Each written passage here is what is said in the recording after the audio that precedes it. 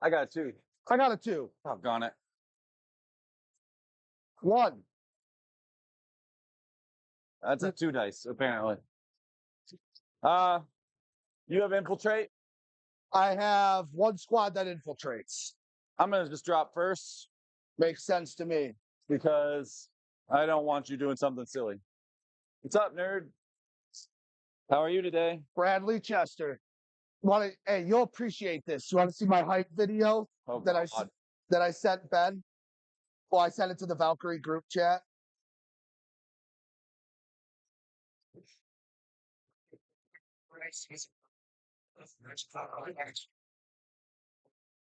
Okay.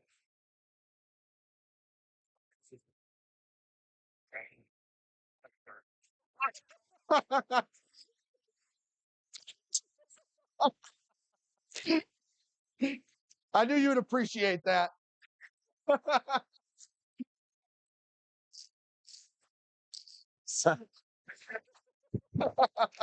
We're gonna be an inch away from the wall all the way around. All right. I'm just going to use the stream dice for the deployment. Whatever makes you happy. What would make me happy, Ben, is if you just conceded. But you ain't going to do that, so I'm not going to be happy. Rick, I have only 1 mission here and 1 mission only, and that's to take Brian down so he cannot win this. And if Kyle doesn't do it, and then Minnick doesn't do it, I may be the only one that's left. For this stream, every time you're done with your turn, I just need to know how many primaries in here would you have it. Come over and tell me what happened. Can you give me the signal? Hello. Good morning. All right, so where did you I didn't see it. did you You're on a good run. There it is. and you have 1 more infiltrating unit? Okay. What's up, nerd? You cannot make objectives off your home. Okay. Cool. Secret coaching over there? No, just Something wrong that he was doing wrong cheatings. Oh, I appreciate it. All right, guys. TBD. Hopefully everyone can hear everything. you. Please let me know if there's counters me. any audio issues in chat, and I'll try to take care of it on my end. cheating. You got me today. I'm Cheating. Lyle, I know he's hanging just out because Brad is way too irresponsible to sit in a chair in front of a You didn't want computer to be for on 3 straight stream. days. It's your birthday, ain't it? So we'll have a good time today. We got some good players on stream. Got some orcs and Is Death it your Guard. birthday? We're gonna Happy all just gonna birthday. have some Wait. good chill vibes. Hope you guys are painting some minis, building some minis, doing something to pass time with us, and let's just have a good day of Look at Fortnite. me just hugging people. I don't like hugging people. What is wrong? I think I'm going to have to mirror you here. Are you mirroring me? I think I have to. I don't want you to like infiltrate right behind the wall and fuck my Zodgrod scouts. What? The,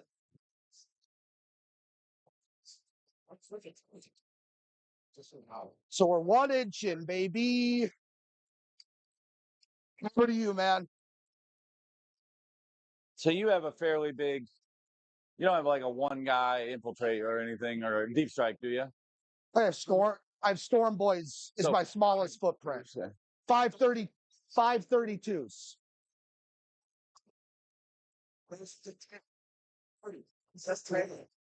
No, it says 930. It's because you got to. They gave us an extra half hour to set up the terrain.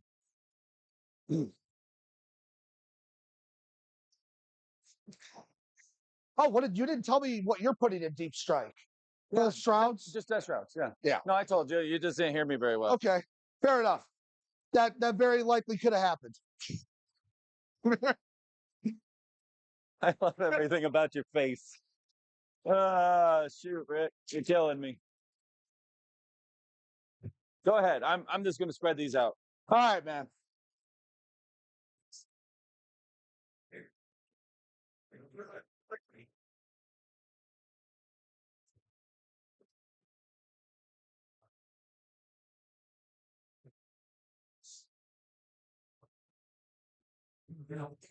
Who knows what I want in life? I don't. So you have a spot here. What? You will have a spot here.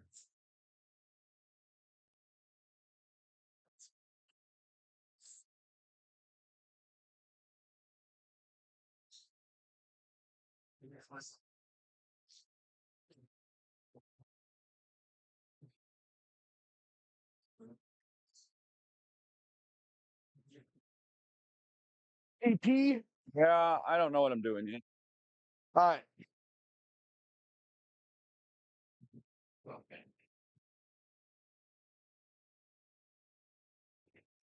So if I go here, what's your fastest move, get out, shoot sort of thing? Get out, shoot. Yeah, like if you were to start Like- back here. If I was to start a truck right here, Yep. I Tell me can where you move 12, can get out. disembark 3, and then shoot You can get there. shoot 24. Now I have no thoughts of you doing that whatsoever, but we're just gonna make that really hard to do.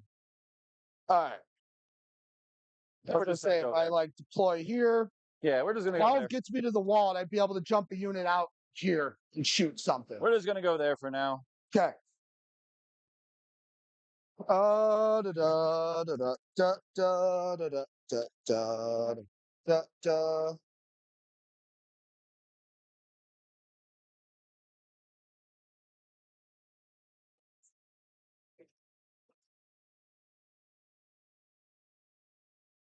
What a unit of boys.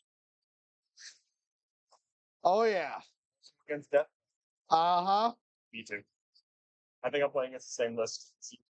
Just at a quick glance. Yeah. Except you brought 6 Death Row. 10 boys. Super over. They're 1-inching on this half.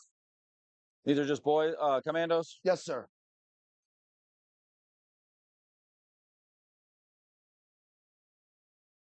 We're just gonna put a drone back here.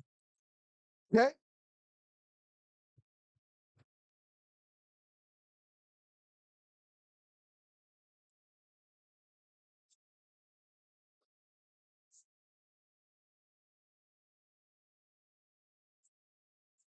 Put a unit of storm boys right here. Let me spread that out a little bit so I'm actually blocking out the deep strike back here. Because I told you it was 2 breakers in reserves and 1 storm boys in reserves. I told you that, right? Okay. I believe you said something like that, yeah. Okay.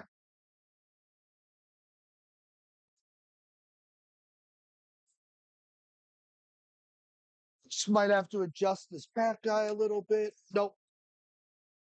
I want it to where back of the base gets me out of the zone in case I need to contain or something like that.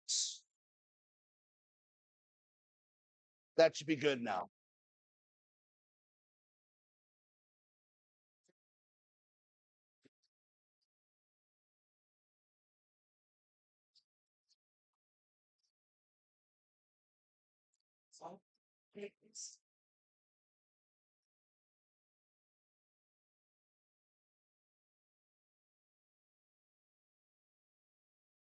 Your shots there. I don't know if I fear your shots there.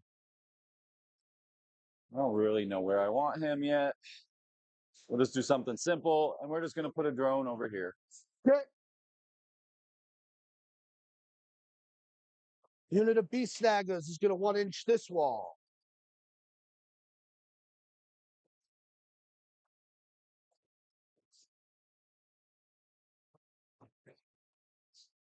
Oh yeah, don't forget Mortarian has his land and do mortal wounds.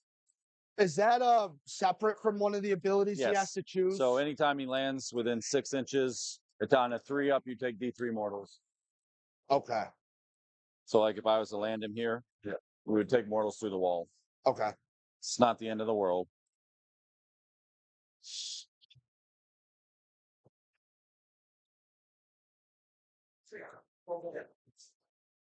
I think we're gonna start our rhino here.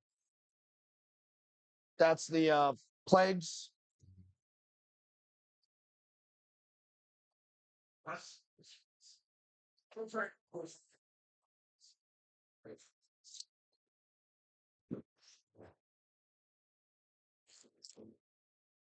Rhino's just gonna start back here.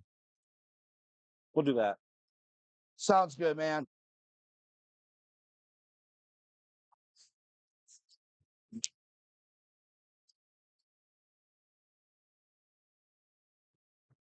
Boy, far on. Maybe not that far.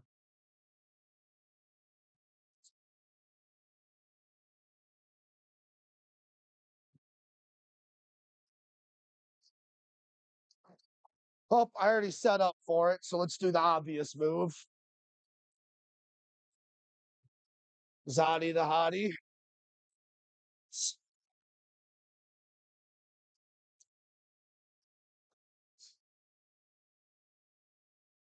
Well, later I hear stuff.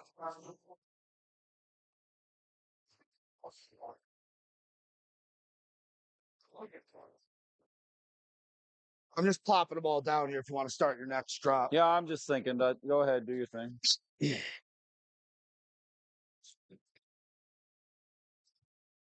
Just gonna put another drone here. I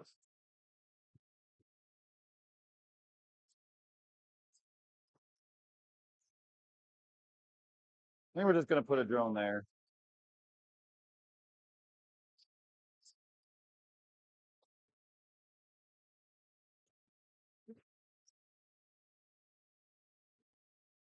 What'd you put down? Drone. That drone? Okay. So all your drones are down. Yeah. That's your long range shooting. For the most part, yeah. I'd say If so. I put a truck on the line right here, do you have anything that could get an angle on? So I'd have to come out. If you put a truck right here? Yeah. I mean, yes. Let me show you. I'm not putting it down, but I want to show you. Can you get an angle? Yes. 2 drones. Oh wait, Rant. both of those drones. All They right, move 10, got it. 36 inches. Yeah, you're gonna want to keep this spot clear. What about this? This is pretty safe, right? That is pretty safe. I don't have a line through the middle like we talked, unless I was to do something like step out there. Like, Can you get to there? so I can put Mortari in here and come shoot at it, but that's not what I'm gonna do. So I think you're safe. Okay. Like, otherwise, the max I can get on this guy going straight forward is to here, and you're covered on that lane. This will be And- my grot truck. Yeah, 7. Yeah, there's no good line of sight there. I think I'm gonna put my spawn right here. And then I got one more drop after that. Okay.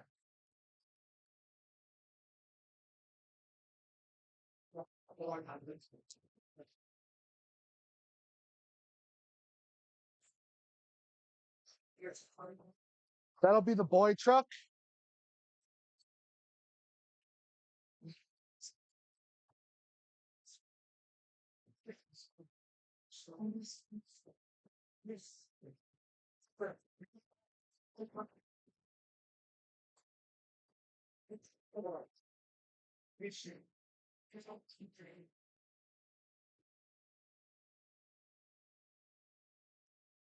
Let me help that.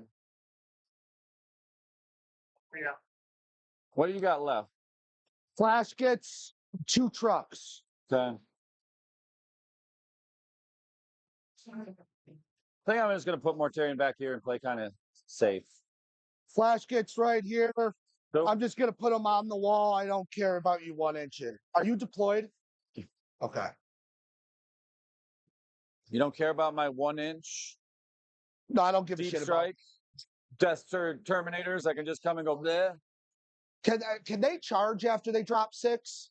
That's fucked. Can they come in turn 1? Lyle, how do we feel about swearing on the stream? Okay. Fair enough. Brad swears? Oh my god. Oh my goodness. I never. All right. Yeah, I think that's not extreme. You cuss, Brad? However, if I watch you guys do something, this is donated for color games with the sponsors of the 40 King Lorecast Major Assassin Kumite. Mobile positive by Turn out. You got a 160 millimeter decimator. I don't know if I'm a 160, but I have a bunch of other big bases. That's fucking hilarious. I don't even care. Pull some of these out. These actually have a code for us. Sweet. Thank you. Are they coolant seals? How much? That ain't bad. I only have 2 defilers, so. Which one is it? That's agents, right? Oh yeah, no, that's a good idea. So ridiculous. Yeah. Oh yeah. I've heard it's not great, but it just makes it harder to like go over things. Ooh. Wait a minute. Is this Oh, base size yeah, mini 'cause- Coptas? I'll take one of these.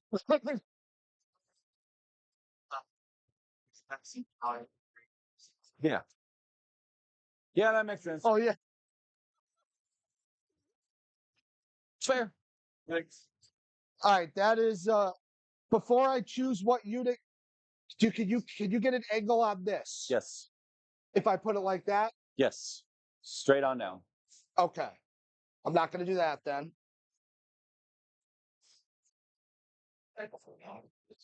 This Yes. Yes. how far does that move? 10. It'll come right up here. Okay. If I wanted to, I have that angle, yes. All right. So if you don't want that to be shot, it's got to be behind the building probably there. Oh yeah, easy. Oh yeah, all day long. Like I'll just Yep. sit here and this angle covers that whole section. So you're going to want to be behind the wall. Where is the furthest back I have to go? You are going to want to be behind the wall, buildings, Okay. not to be seen. Yeah. All right. What about like that?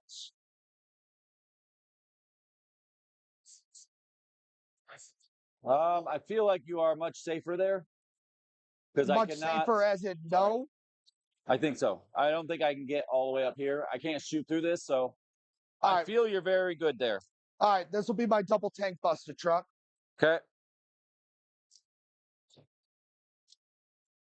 Nope, that'll be my knob flash kit truck.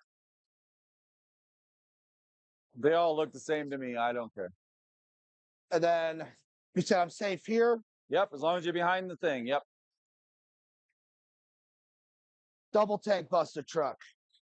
And I think truck. What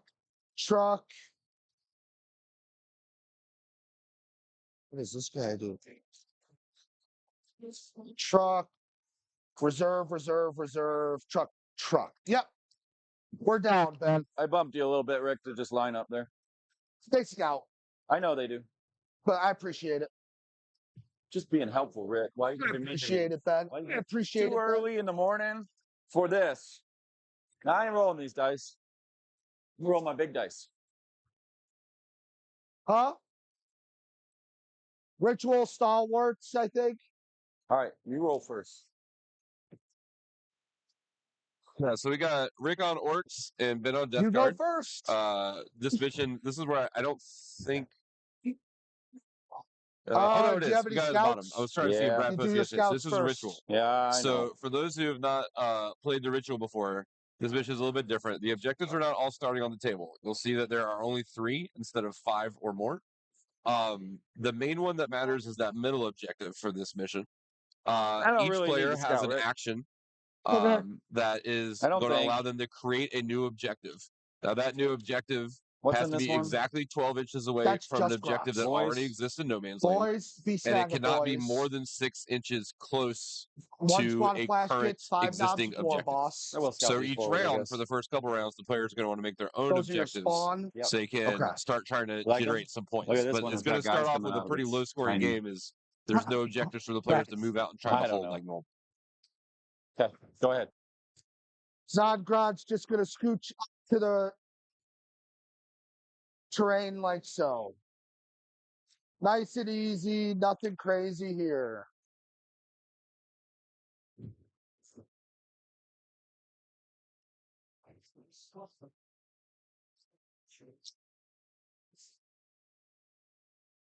I'm gonna keep my CP there. Okay.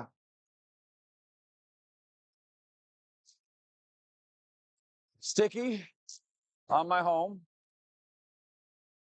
Almeria. CP's right there. Cool. Watch me pull some missions here. What do we want? I mean, you want what? Extend Containment? area? Area containment. Something like that.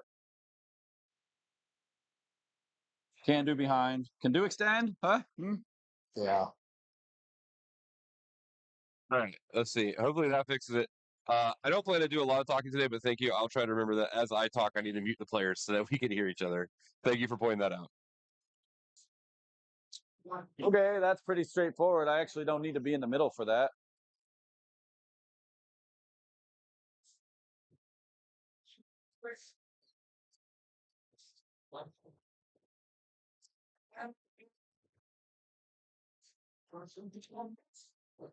You think we're going to go to movement, Rick? We're just going to kind of move that a little bit out.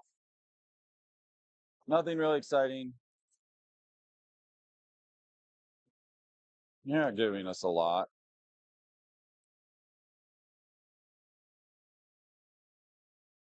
Just want to make some objectives with these. Okay. Basically, we're just going to shift our line. Okay. Like that. I'll use these ones. I'm assuming we just want to use little tokens rather than put pads down. I like everything about your face. All right.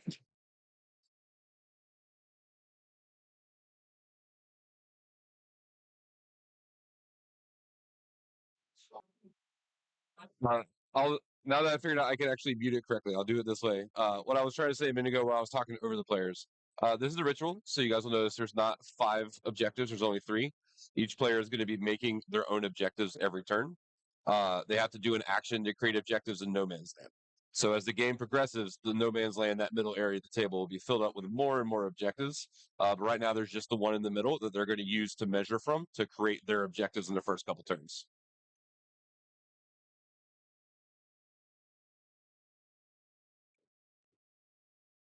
So we got to figure out how we want to do that.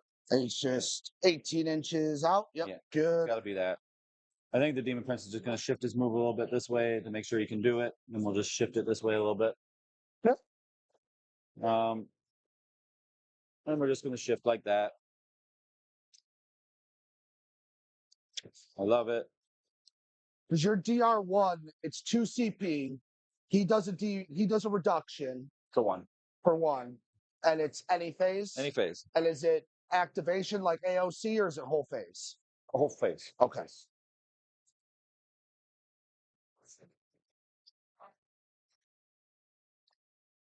You don't really want them to come out. You just bump them forward. Still screening. Don't really need to get involved with that.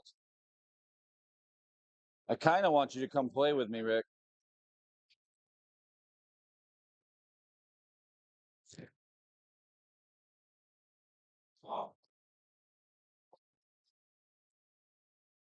I think we're just going to move like this.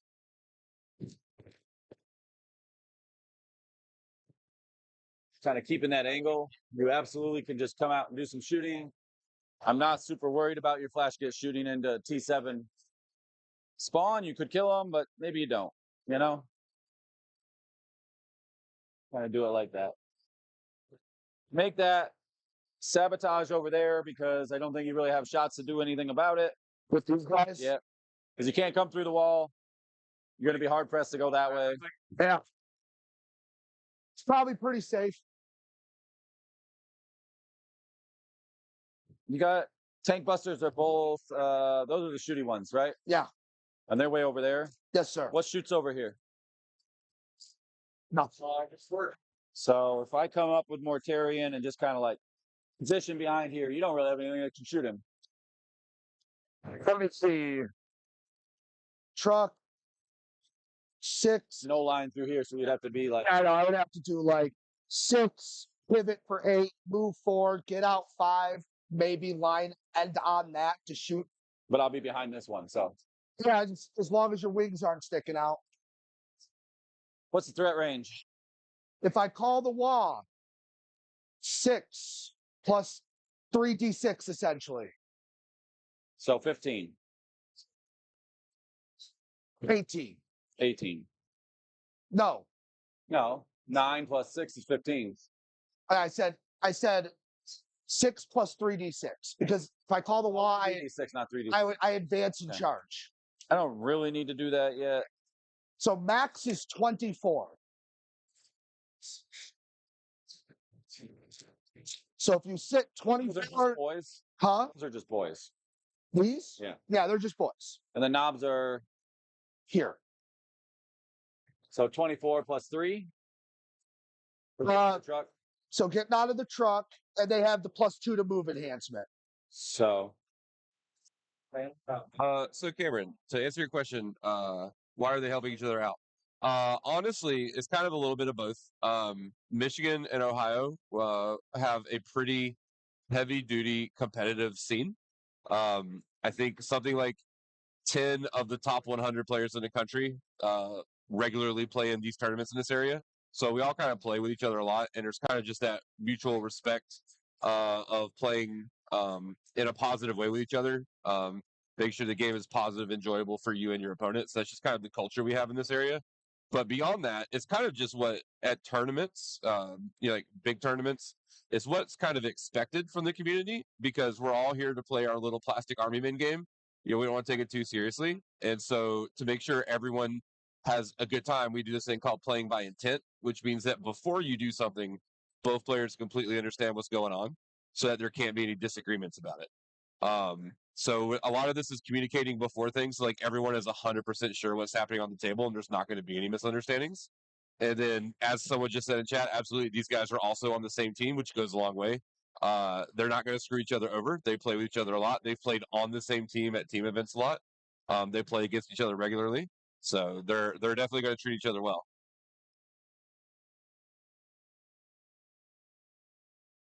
To show them the path. 5 for extend. Sabotage is in the works for 3. He's not going to interact with it. So Oh, that video was great. 3. So 8 total. Okay, Vulcan gain CP. All right. Anything you need to do? I mean, I get to see what I do before anything happens. That's what I meant. I think you don't qualify for call. I wish I did right this second, but no, I didn't. Yeah. So just hit another one. Area denial, no prisoners. Area's fine. All right. So you have a drone there, and Yeah. now it's got to like do weird stuff to get around Brr, angles, right? Yeah. So max movement. It's 4 to clear the back. That is the farthest I can come forward. So if I put a truck like here, you would have a real hard time shooting it. Yes, not with this one. Sure. Maybe with that one if I want to. Yep. Maybe not too though. Okay. Well, over here is simple. I'm already within 24, so we're just going to nose out so I can see them. Such is life. Yeah, not calling the wall, that'd be fucking silly. Sure. He has a 5-up, feel no pain. So what if I bomb squig you and grenade you? I do an average of like 3 damage. That's not worth sacrificing a commando squad for. Come on. Look, the onus is on you, man. You're the one who's gonna have to push the action. I understand what's happening here.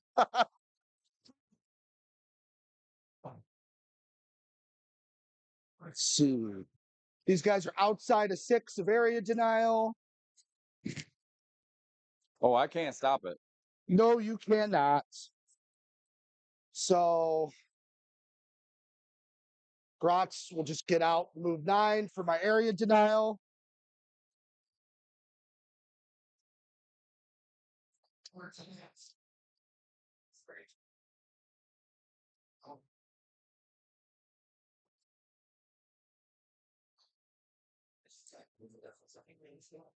I am gonna. Where the fuck is my tool? I'm trying to leave a I just standing them up because they looked like they were sad. I know. So I can get a guy here. Not that far. Essentially, what I'm trying to do is leave a gap for my truck. You understand what if I choose to do so, if that makes sense. Do you pick up what I'm putting down, Ben? Sure. You're like, not really. I have no idea what you do.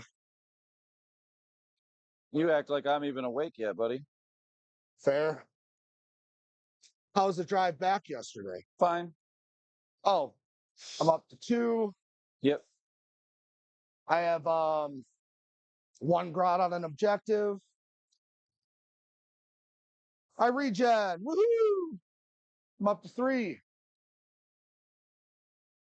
All right, so that's my area. These boys are now going to get into the truck.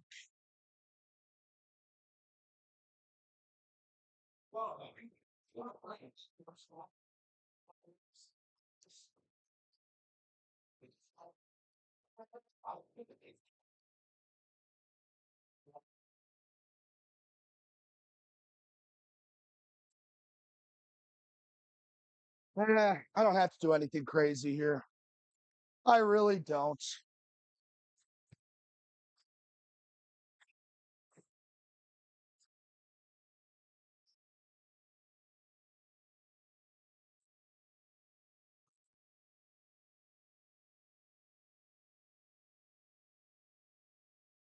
Guess what, Ben? You had a good idea. I think I'm going to mirror that. Keep in mind, you're on the train. I can shoot you. Thank you, sir. Now I'm good. Yes, we're good. Thank you.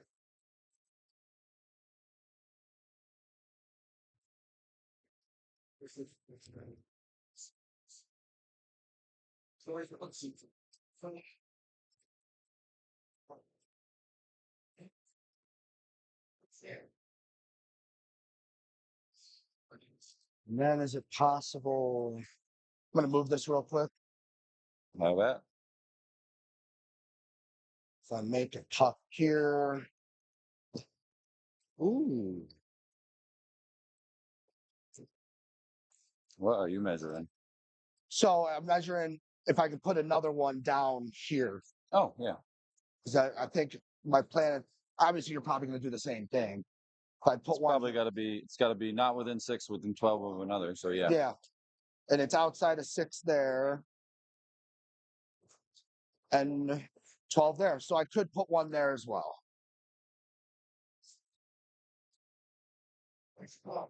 So I think the first one is actually going to go in the corner. Oop. Where we just measured.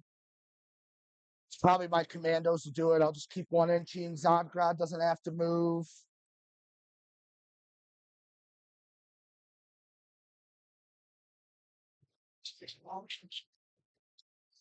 These boys are just going to get out, or yeah, these boys are going to get out in 1 inch. I'll roll an advance on them. 1 with the disembark, that should be enough.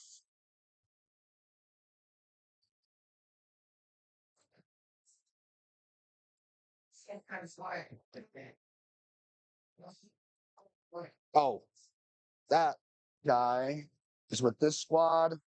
This is stickied. Not that it matters, but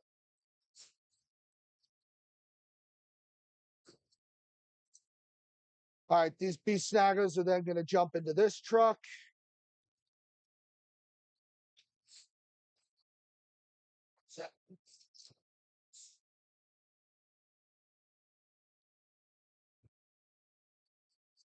Just going to shuffle Zodgrad's unit a little bit.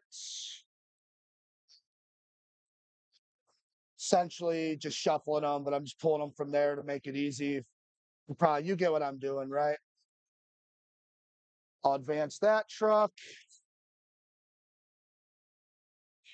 17. More than enough to do this.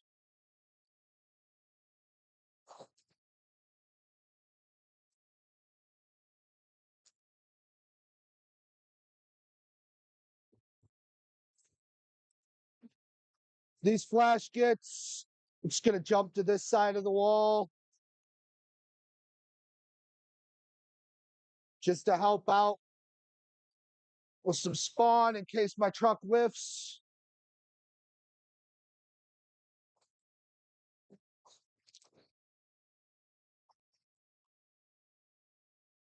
I'm gonna advance this boy truck. Gets to go 16. Where do I want to take it with that?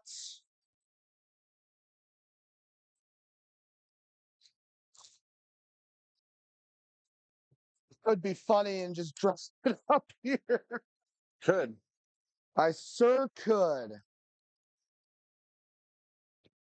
Is that smart? Who's to say? You know what? It's just a boy truck.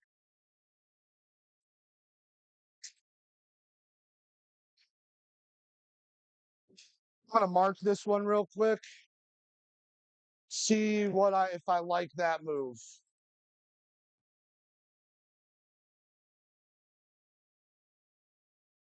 What does that look like for you? I mean, if you're asking if I could shoot it with a drone, yes. This one. Yeah. But not those two, I don't think. I don't think so. I don't think you're giving me a lane there. You are giving me a 6-inch charge. I don't think you care. I don't. You want to pop a truck, knock yourself out. I think is that too much? That's probably too much. I don't think that's necessary. Not really, because you're gonna castle, I'm gonna castle.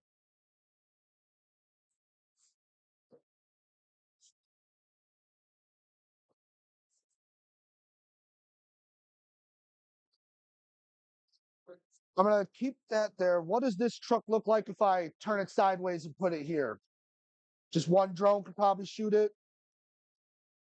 Probably just one drone. I mean, yeah. Here, I'm gonna mark this one as well, and then we're gonna see what it looks like Correct. behind. Gotcha. Just Well, I might. that one's Yeah, there. no, yeah, because I was Just go saying ahead. I might keep it there. no. Go ahead. That front one, we know where it is. What does that look like for you? You'll eat a drone. Just one? I think so. And then don't what, think you- what yeah. kind of charges am I opening up with this guy? Ends 8. It's about there. Back of my finger. 8-inch charge. Okay.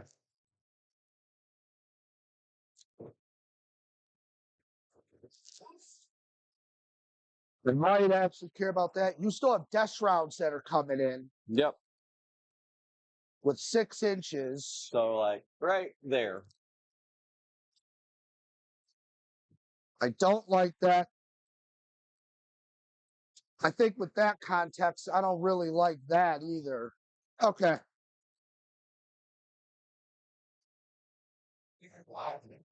So I think what we do is do the boy truck like. No. I'm instead going to send the boy truck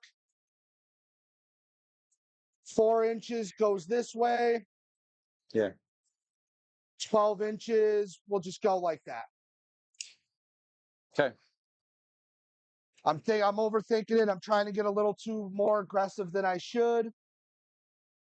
This one will go and take the safe spot that the other one had. Sure. No drones could get that from there. Okay.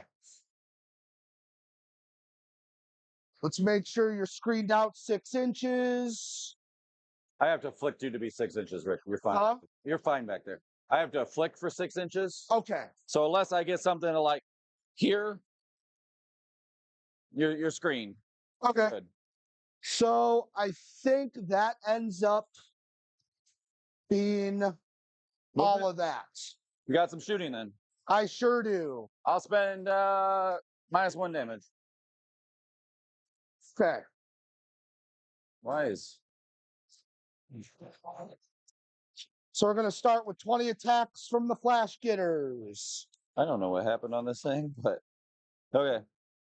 I'm the top. I'm Brenton apparently.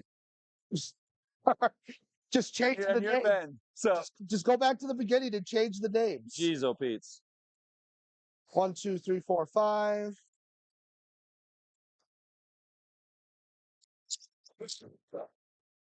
Obviously not popping their lethals for this activation. Lethals? Oh. So they just have sustained? Yep.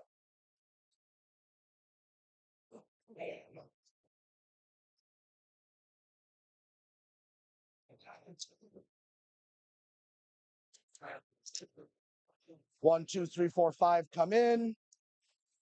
And 6 to 5, so threes. 6 to 7. Oh, you have Oh, the fives. fucking Nurgle ones. Yeah. All right, fair enough.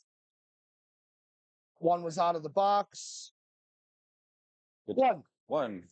-1. 1 damage because you did DR. I take a damage. All right, truck. 10d3.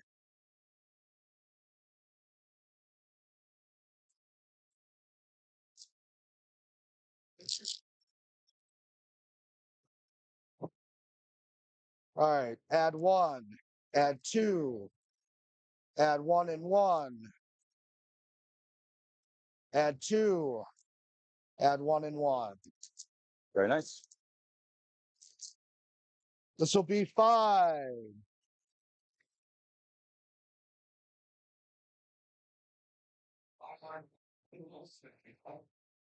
And this will be 3s. Just 2. AP? -2. I don't think you're getting cover. It's pretty straight on, right? You tell me. So I have this guy positioned specifically for this situation where he is behind the cover here. Oh, okay. So AP what? -2. So -1, save 1. Damage? Flip that one. I only had 2. Okay, 2. Damage? 2 damage? 3 down to 2 with your DR. I take 2. All right, so 4 damage. No, 3. save 1. Oh, you saved Roll 1. the other 2, fail those, take 2 damage. Got you. Okay. I'm with you now. Sorry about 1. that. Yeah. All right. Well, we created a puck. Yep. You know what? I just realized something. Do you mind if I change the puck to here? Because I just realized Morty can just step on that and fuck me. Yes, you can. Do you mind if I change that? Go ahead, Rick. Thank you, Ben.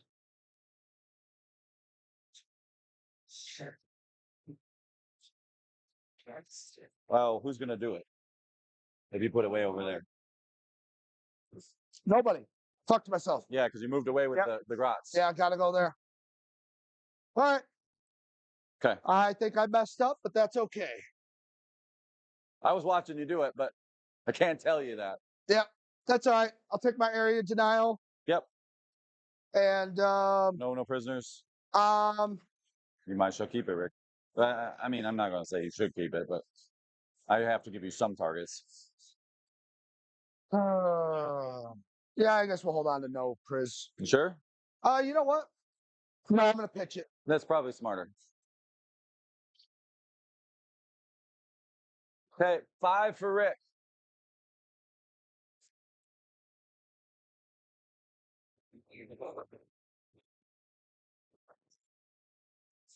I am going to score 5 on this, but on the next turn. So that's just a 3 for sabotage.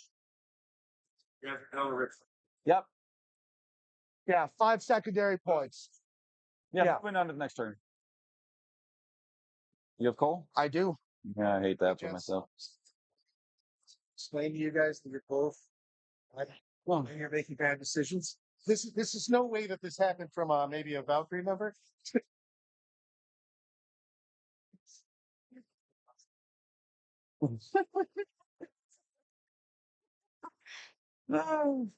So no prisoners isn't great. It's not bad though. I don't want anything to do with coal. No, you don't. I don't even think you can get call if you tried. Redrawing it? Yeah. I like that better. Yeah. You get 1 cleanse. Yep, without even having to do much. I'm up to 4. I think you're down to 1, right? Yeah. Well, you made this decision really easy. Yep. Mortarian's got to come out and play.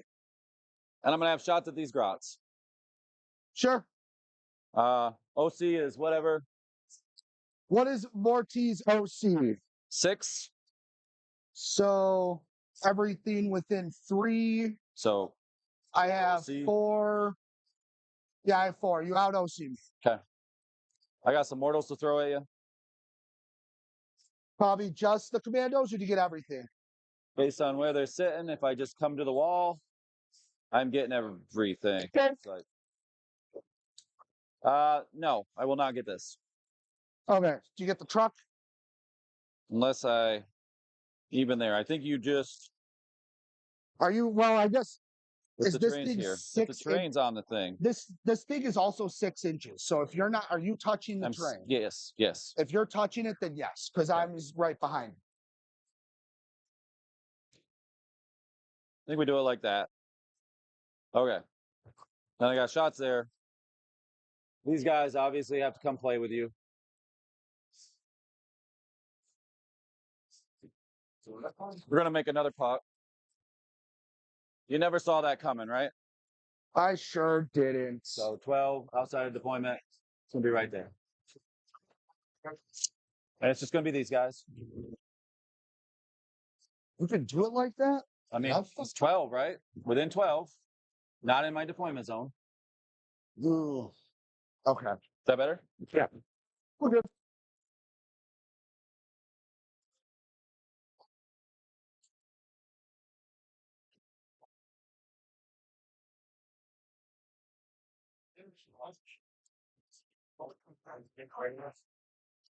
I think I'm gonna advance some dum-dums. Just roll me a dice. You're over there, Rick. 5. So 10.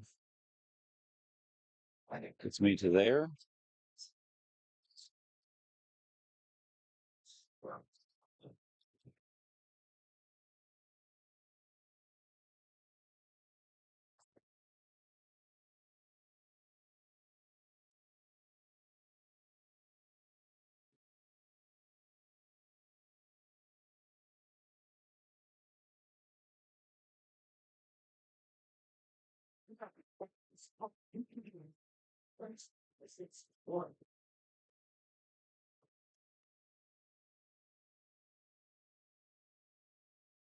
Right, just so you know, the chat is listening to you court speed. Or what? I got a rolls mortals already, Rick. Just roll me a dice for these guys. 1. Okay, roll me a dice for these guys. Is that just how many mortals? Oh, if it goes off. Yeah. Roll it again for the mortals. How many is it? D3. 1 1 to there, and then roll it one more time for here. goes off. Roll it again. 3. 3 to the truck. That's done. Nope. I think my drone's just going to move here. Take some free pot shots you gave me. Sure. Lessen the burning.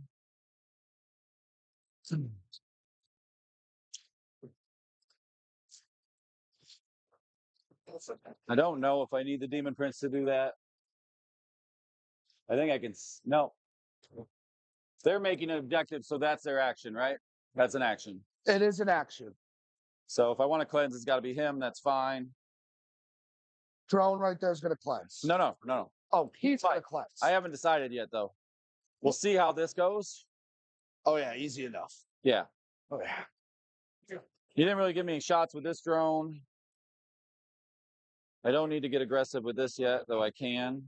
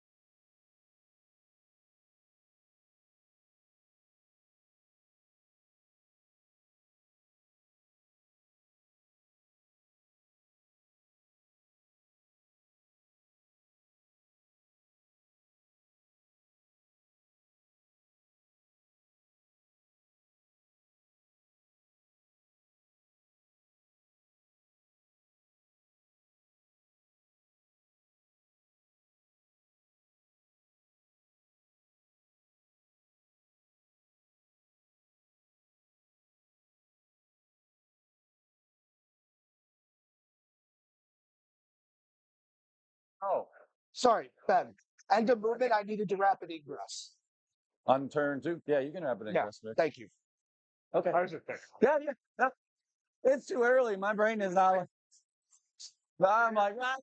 No, brain too early. Too early in the morning.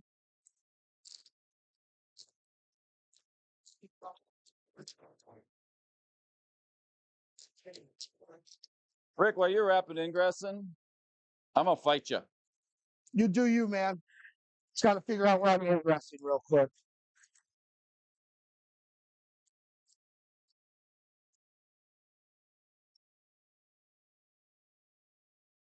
I rolled really good, Rick.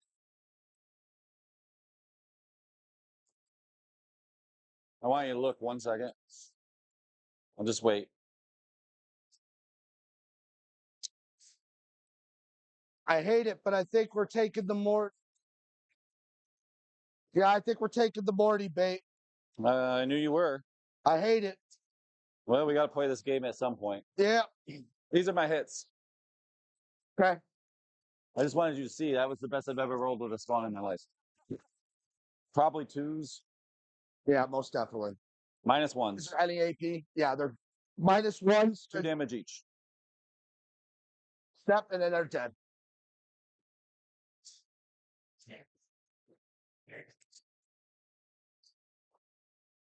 Falling back.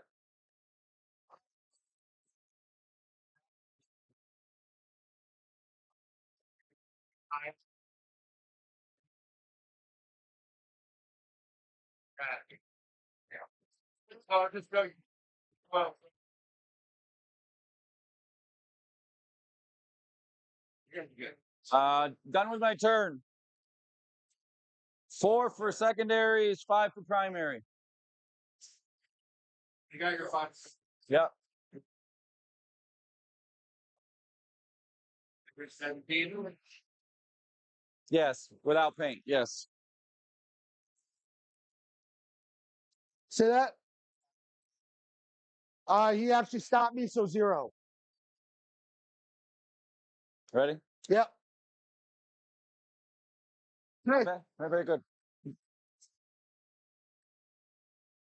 and you left me a spot open in the corner, like you said, or did you not No, say no, that? no. I moved. You moved. Okay. Yeah, these guys came over and you should be. Okay.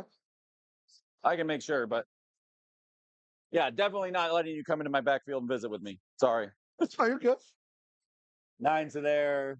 9's to there. Yeah. Yeah, nothing. Got nothing. 9's there. Nothing in that corner. 9 there. No. Excellent. You live in this world of no.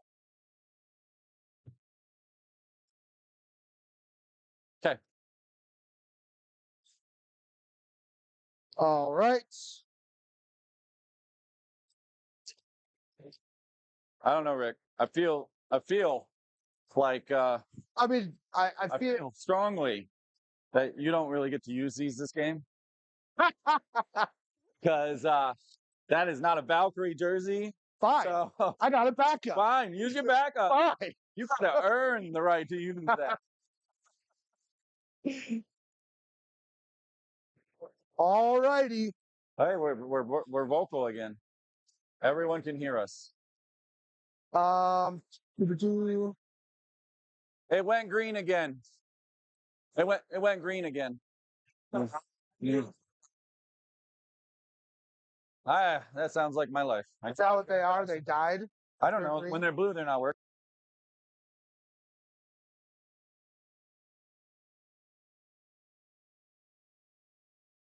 Let's see.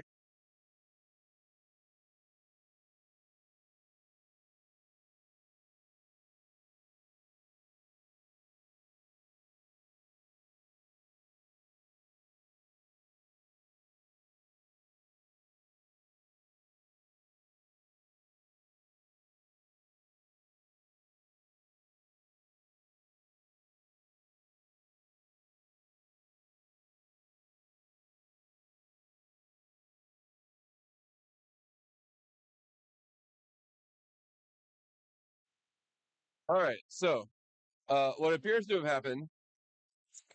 What? Well, on the bright side, they can't hear your mics; they can hear mine. So if you want, it'll won't blow anyone's eardrums out.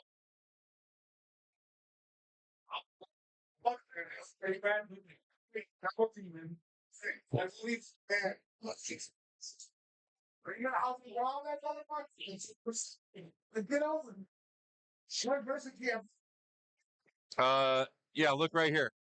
This is it. You gotta stand like right in front of it. There you go.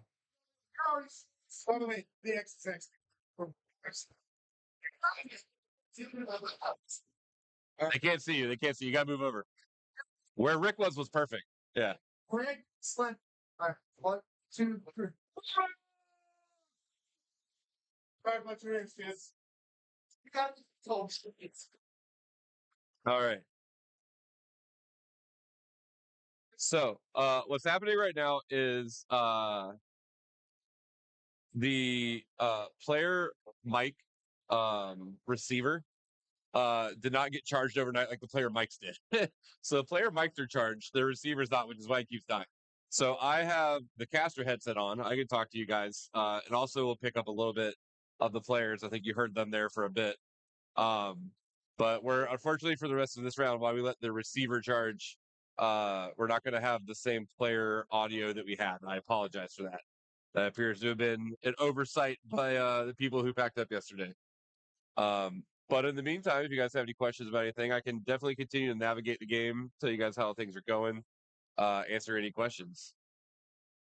I'm doing this for the love of the game, guys. I got a sinus infection or something. You know, I'm here because Brad loves you guys and I love Brad, so therefore I love you guys. I want to make sure you have a great time watching it streamed.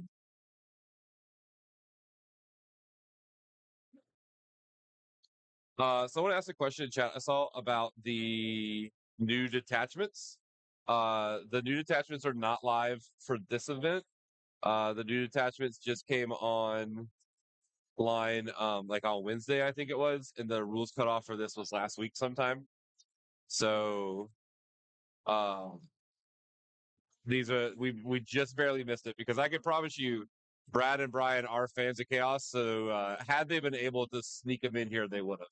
So we're not using new detachments, we're not using new rules, we're not using new points, and we're not using new cards. All of this is like kind of our final hurrah for Pariah Nexus.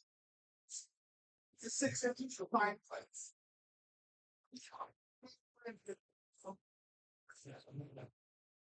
Yeah, Vanilla Nexus, that's fair. I think the new chapter proof is definitely going to be shaking things up. I'm interested to see the new cards. I've already seen some games from some streamers where the cards ended up determining the winner. So I think that's very interesting. I think there's currently definitely mixed opinions on it. So I'm interested to see how the opinions take shape once we all really have a chance to get our hands dirty with it. I'm very excited about all the new points. I don't know if you guys. I know this is normally a lore channel. I know some of you guys are being brought into the game. Stop cheating, Rick. I know Brad has managed to get some of you guys to find a love for the game through lore, and a lot of you guys are getting into the game through that angle, which is great. That's how most of us get started. But with the updates that came out this week, we have a lot of new points and new rules and new armies that are going to be good for the next 3 months. So I'm really excited to get those new lists on the table reflecting the new points and new armies. I think it's always nice when kind of you feel like you've got the meta figured out a little bit. The GW does a great job every 3 or 4 months giving us something new to try. It's not on, it's just charging, and I'm just talking through here. Oh, well, let's just go do that. It's not running. Yeah. Oh, does it need to be plugged into the computer or to a wall? Probably. It's your charge on. Okay. Sorry, we're getting our receiver ready so we can make sure we can use it next round, guys. Oh, and that goes in there.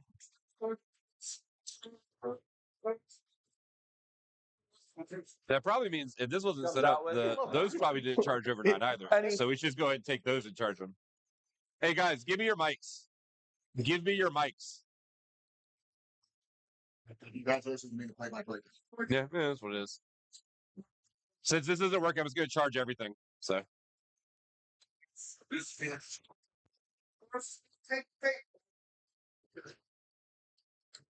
there we go. Everything's charging, guys. We'll have a successful round 5. It'll be fine. This would be way worse if we didn't have a caster headset ready to go. Yeah, Cameron, Brad, I was telling Brad yesterday that he definitely needed to get some salamanders on the table. The receiver died because it wasn't charged overnight. And since this wasn't John had to get the plug out for the receiver, which means those weren't charged overnight either. So I'm just going to charge everything at once, so we're good for round 5. I'm just running it through the headset right now. Yeah, I'm talking to the chat. Yeah, I got this. Yeah, Brad. The reason Brad asked me to do this is I've run streams for years for 40K events. I used to run it. I have actually streamed at every single Motor City Major that we have run. I think we've run 4 of them. I've streamed all 4. So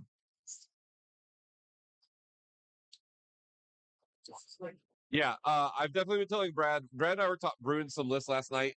He wants to try some Blood Angels, just because their points went down to a silly degree. So he's talking about some Blood Angels lists, but I told him he definitely needs to be playing Salamanders. Like that's his normal Space Marine chapter when he plays Space Marines.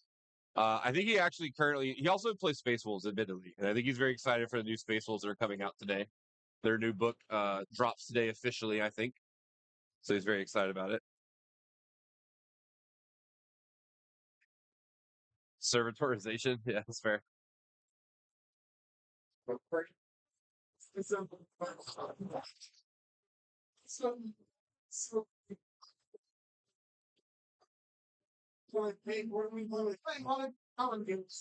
are we at? So right now we got Ben with a pretty reasonable lead. Rick's had a little bit of a weak first turn. So I think Rick did say it's hard for me to know if it was on camera or not, like when the mics died. But Rick did point out correctly that the onus is on Ben. In most of these missions, specifically to Ritual, going second kind of gives you a points advantage because you're going to get to generate like 15 points guaranteed on the last turn. So the onus is on Ben a little bit to kind of make something happen. Find a way to score points early, knowing that Rick is going to be able to score a big surge of points on the last turn.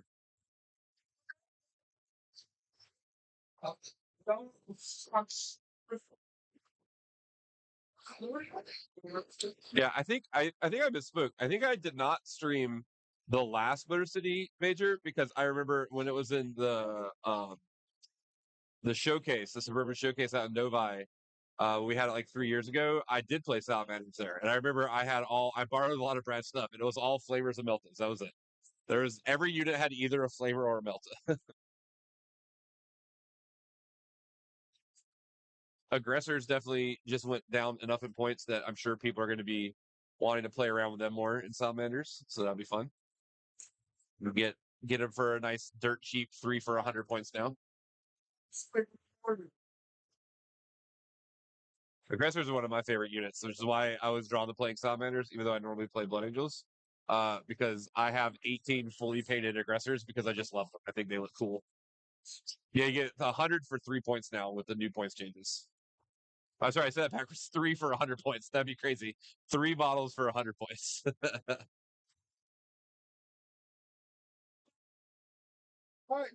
I think their max squad went down too. I think it's now 3 for 100 or 6 for 200 points, which is a really good deal.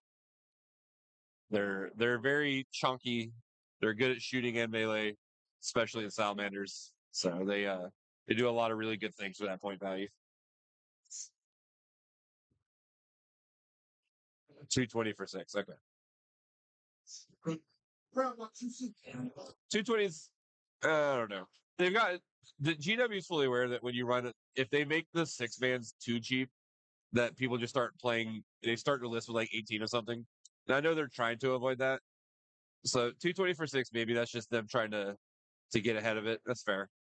I think aggressors are great and eradicators as like little 3-man units. Like anything in Gravis armor is pretty good as a little 3-man unit just running around, being a little bit more durable than it needs to be at that T6. So I could definitely see just splashing here or there, a couple 3-mans. All right, so someone was talking about how we deal with the buildings earlier. What's going on here? Rick has pulled the building off while this combat happens so that both players can see what's going on. It makes it really easy to do your pile-ins and your fallbacks, or sorry, not fallbacks, your consolidates, see how many people should be attacking where. And then once the combat's over, they're going to put the building back where it goes. And there's always ways to change your list, Cameron. You can always find time to add that unit you love. If you want 3 aggressors, you can find room for 3 aggressors, I'm sure.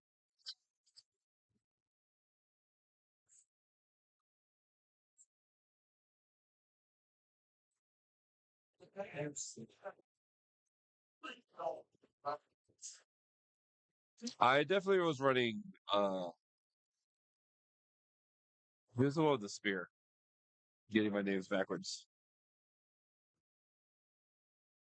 There was one that like gave I think Adrax is the one I was running. Gotta double check. Let's go look at our handy dandy salamanders. Vulcan. The one that gives lots of OC, the one that's better at holding objectives, I don't value super highly. Let's see. Salamander, Strike Force, Firestorm. So I'm making a list on my phone so I can look at what models did. Characters. That's what the wall is. Vulcan. Yeah, Vulcan's good. Vulcan gives rerolls to wounds, which is like one of the most powerful things in the game. Yeah, absolutely. Actually, he does both. I didn't realize he did both. I don't value the OC10 very highly. I wouldn't take him for that reason. But he's the one that gives rerolls to flamers and meltas, and I think that's a crazy important rule. Yes. My rule has been for years that if an army has +1 to wound and reroll wounds, I'll usually play it. Yeah, I just take it for the rerolls. I think the rerolls are where it's at.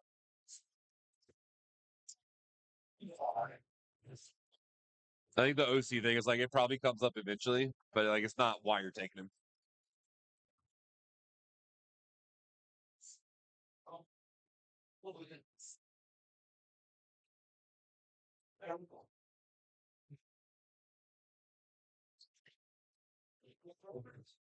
Right. As Rick has demonstrated on the wild turn, all the orcs run straight forward. So all the orcs are crashing here to the middle of the table. We're gonna see how Biz is able to navigate this wall. So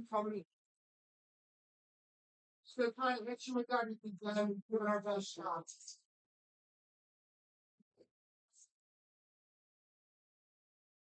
That really is good.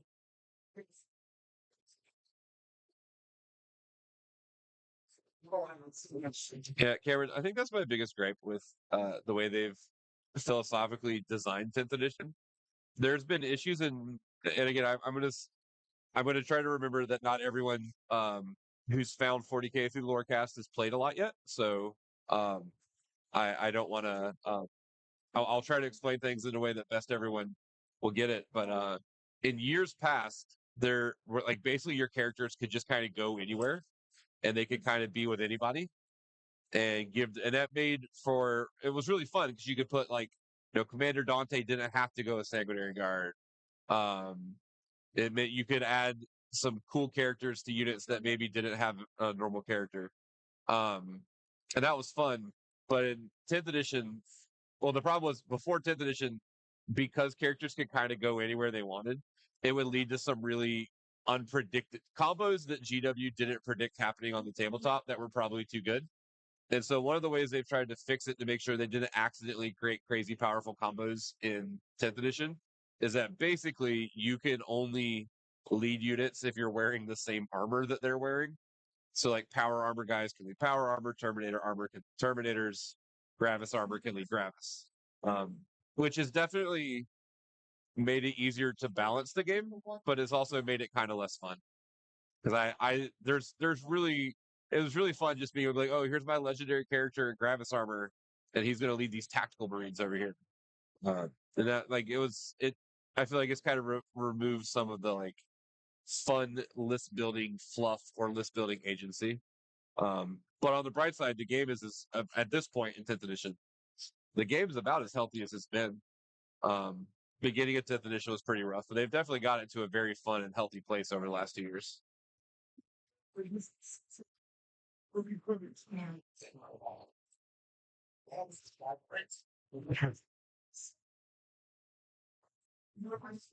See, now they're putting the building back.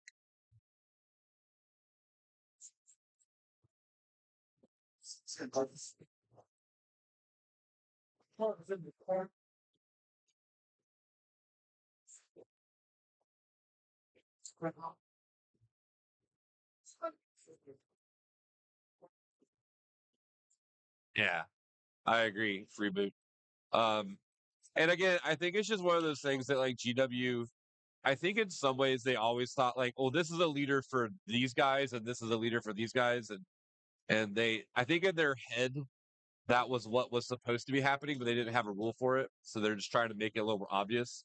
Like Space Marines are the easiest one. You have like 17 different versions of captains. It feels like, I know I'm exaggerating, but they're like, okay, well, if you want a captain, you have a captain, but this captain looks like he's leading these guys. This captain looks like he's leading these guys. I think it's supposed to be like, is a captain that's equipped for the mission, is what they thought it was going to be. I get it. I would rather just be able. I like being able to find cool combos, and so when there's restrictions on what you can do, while it's better for the health of the game, as a player who like to do some silly stuff and make my own kind of spin on things, I do miss being able to mix and match in a creative way. But it has undeniably led to a healthier game. I can't argue that. I just think it's less fun. But that's also my personal opinion. Other people might feel differently. Nothing I say today is representative of the 40K Lorecast.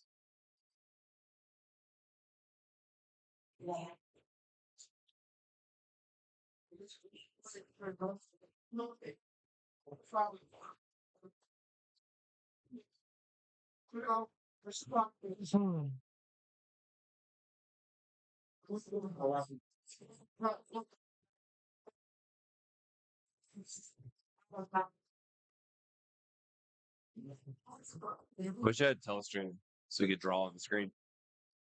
So Rick's definitely kind of full shoved into the middle of the table. Rick kind of needs to a little bit. The way the ritual sets up is that this, if you don't kind of force the issue, you're never going to get a real good opportunity to hold your opponent off a primary. So with the wall turn, he can come up, kill stuff right now. He's gonna have some extra durability on Ben's turn, and just try to look up to have like 1 or 2 turns of messing with Ben's score, and then see if that's good enough for him to ride that to victory at the end of the game.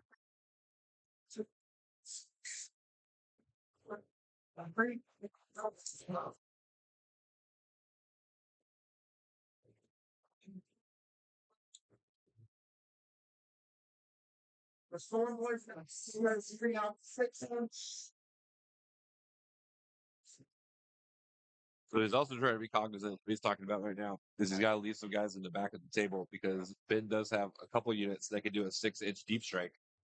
The Death Shroud Terminators can deep strike 6 inches away and charge if the unit they're charging, or the unit they're landing near, is under the effects of a plague, which is the Death Guard special rule. They make everyone around them sick. So Rick is trying to be aware of not giving an opportunity for Ben's Death Shroud to land behind his lines and cause a bunch of chaos. Cameron, there are a variety of advancing charge abilities and stratagems and rules. Not every Space Marine list has access to it.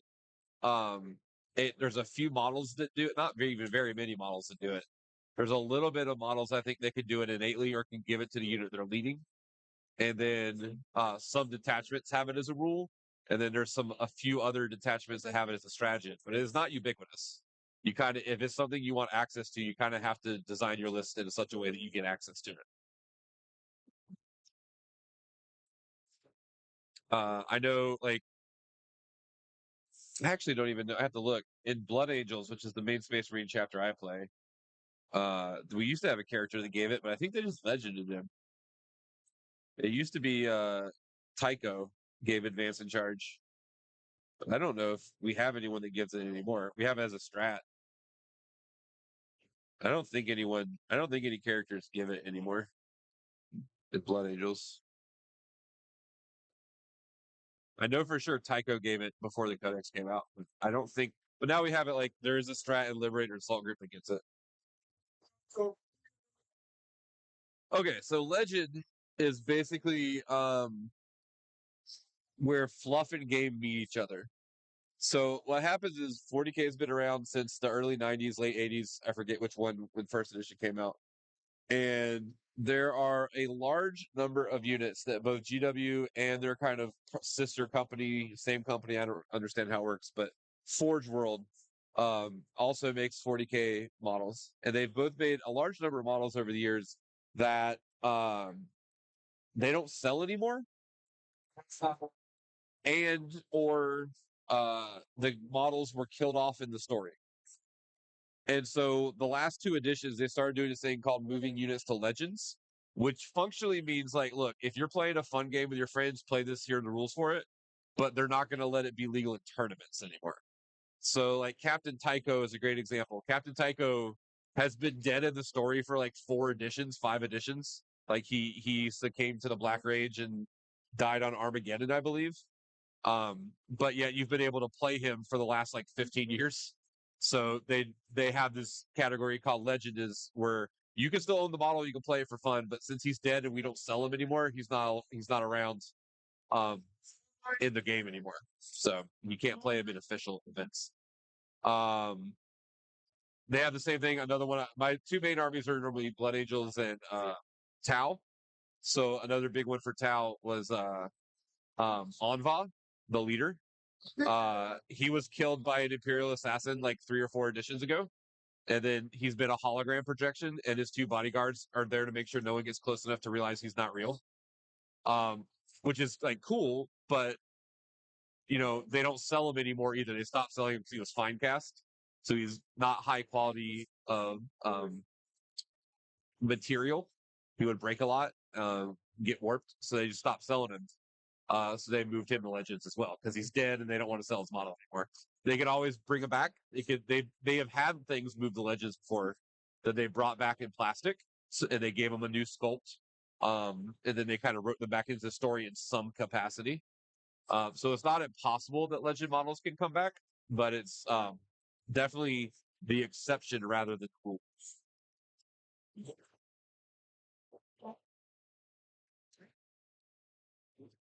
Like I think in Demons, I think it's Karnak got legended a few months ago because they were going to release a new one in plastic. So they legended him temporarily until the new box came out, and then they put him back.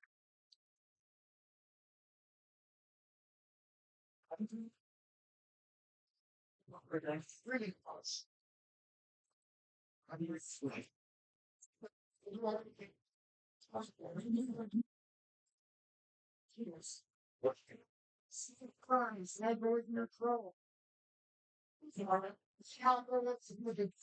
the orcs are going ham. This is the all-in turn. Let's see how it goes. Death Guard is not known for being easy to kill, however, so.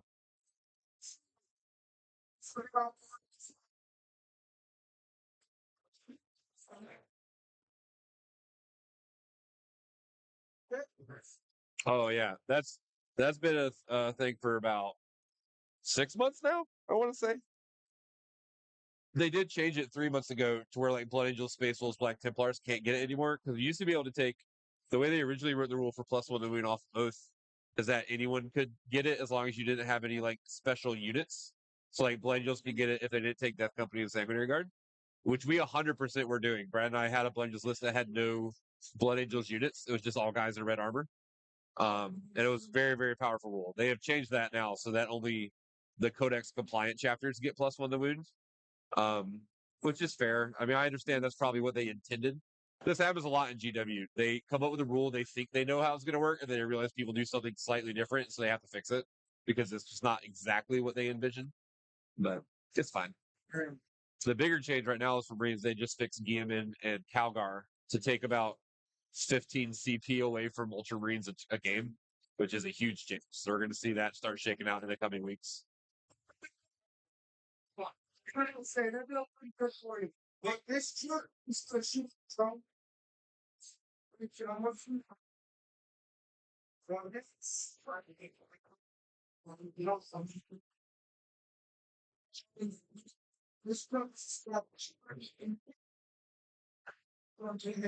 Yes, I'm glad you're here, Cameron. Joining us in our hobby. We're all here because we through whatever I've described people, or I've described to people for years that 40K is like a perfect hobby because no matter how you're interested in it, whether you like the lore, whether you like the video games, whether you like the tabletop game, whether you like painting, there's something in it for everyone. It's like a whole and complete hobby, and it's just a wonderful thing to find once you're exposed to. I myself really don't care about anything except playing the game. Like I know the lore, but like that's not my main thing. I hate painting. I paint because I have to because I want to play the game. But there's really something for everyone.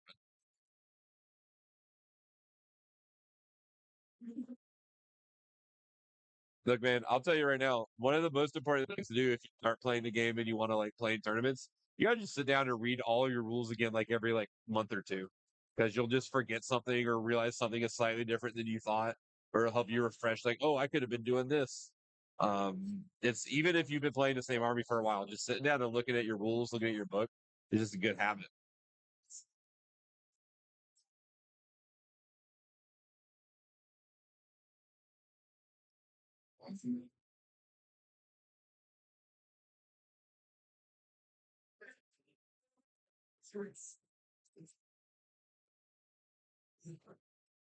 Well, the nice thing with painting is that you're going to end up playing or building and buying so many 40K models that if you mess up a few of them, you'll end up getting to replace them anyway.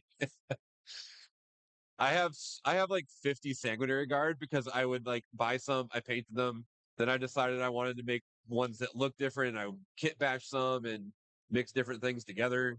Um, like I've got so many more of a lot of my favorite units than I need just because I wanted to make new ones of them. And you get a chance to fix anything you mess up with painting.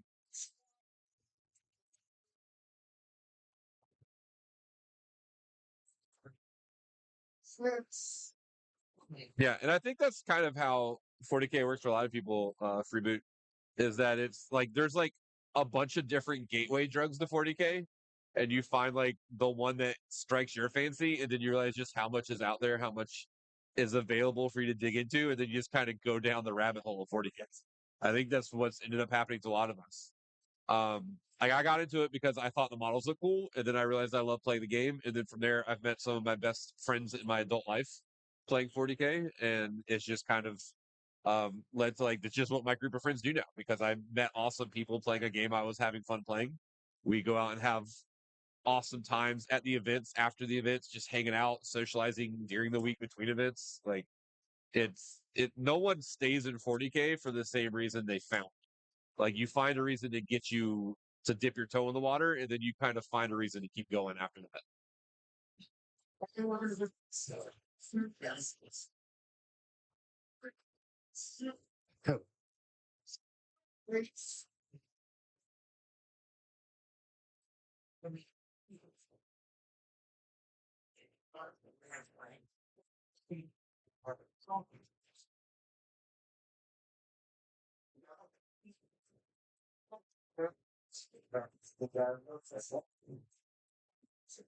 Got some brave little orcs over here. Not because they're charging Mortarion, because they're standing directly behind the butt of the stinkiest Primarch in the universe. They're about to get crop dusted to death, my man.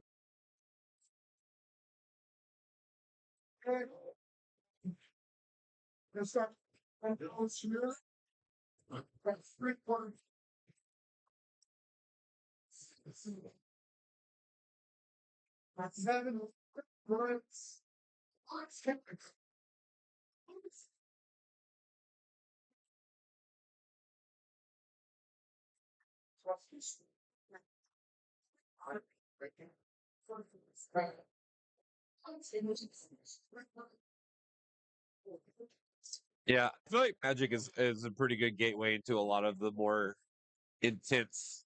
I don't even know if intense is the right way, but like these things all kind of feed into each other. There's a pretty huge Venn diagram. If people play Magic, people play Dungeons and Dragons, people play 40K. Like these things all scratch the same itches. Like there's a pretty big overlap between people who like to alter their Magic cards and people who like to paint 40K minis or to do 3D printing.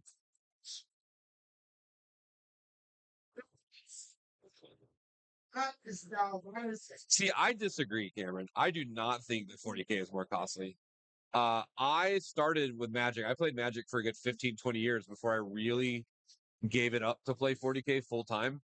And I 100%, my number one up posted or upvoted post on Reddit is me selling like one or two legacy decks and then buying my first Tau army, which is just a 6 foot tall pile of boxes with me posing next to it. Like, depending on how you play Magic, I still think Magic is more expensive. Like, if you're playing standard, it's not more expensive, but if you're playing modern, legacy, vintage, like it's not even close. Like you can make 40K as expensive as Magic if you're like me. I go out and own like 11 different armies. But if you're just playing like one army and getting good with it, it's for sure not more expensive than Magic. Like if you like standard or draft, 40K is definitely more expensive. I will give you that. EDH is probably still more expensive than 40K. No, there's definitely I agree. I've seen people do some good budgety poor hammer stuff. Um I definitely think you can make just like Magic, you can make 40K as budget friendly as you want to. There are ways to do it, especially now with the advent of 3D printers. Um, but I think at their upper ends, I think Magic is still more expensive. Yeah, that is true. Orcs are notorious for you can just go to the local store, buy stuff out of the bits box, and build your army.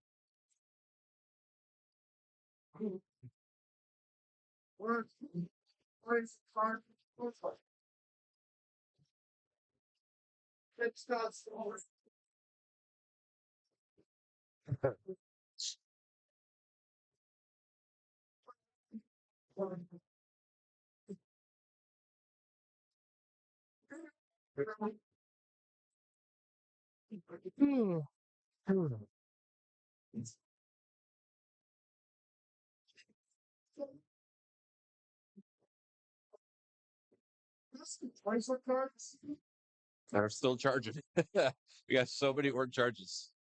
We're gonna have to see how Ben fights his way out of this. It is a water. I would expect there to be many charges.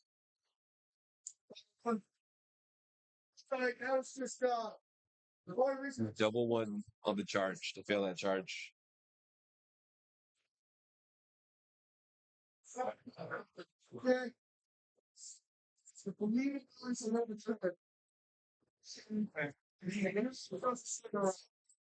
Yeah, Tabletop Simulator is definitely great, especially if you're still playing on a budget.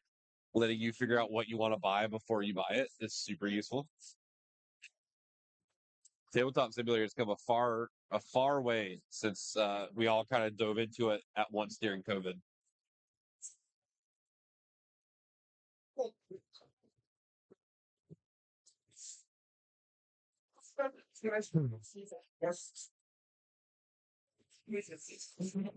All right, I'm gonna get Brad to cover me for a minute while I use the restroom, gentlemen, ladies and gentlemen.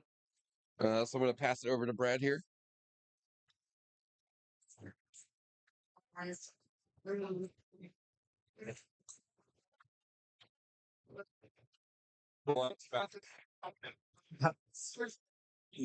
Why?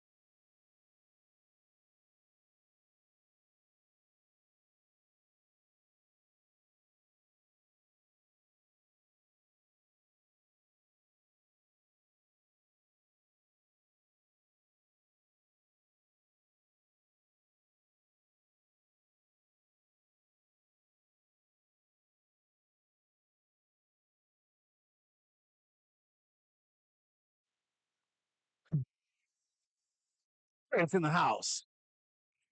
Also, I kind of wish that the mics were working. That would make me super happy. Weirdly enough, we did not charge things, and you think, Brad, how could that possibly have happened? You are a technological master. But apparently I'm not. So, yeah. But they are charging right now. We will have mics soon. Kind of want them for this game because it's a pretty fantastic game.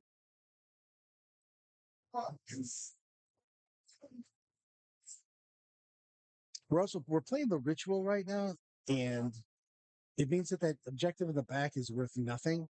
Very carefully, you don't charge them. Yeah, that's true. I very carefully didn't charge them.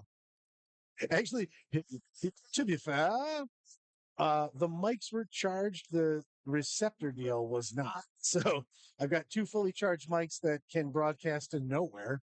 So just let you know that does not work. So sometimes things are tough, and that's how we roll. I've had a really great time. I wish more of you could show up and just hang out. We've had a ton of stuff. I've given away a nonsense. Brad half-assed it. What?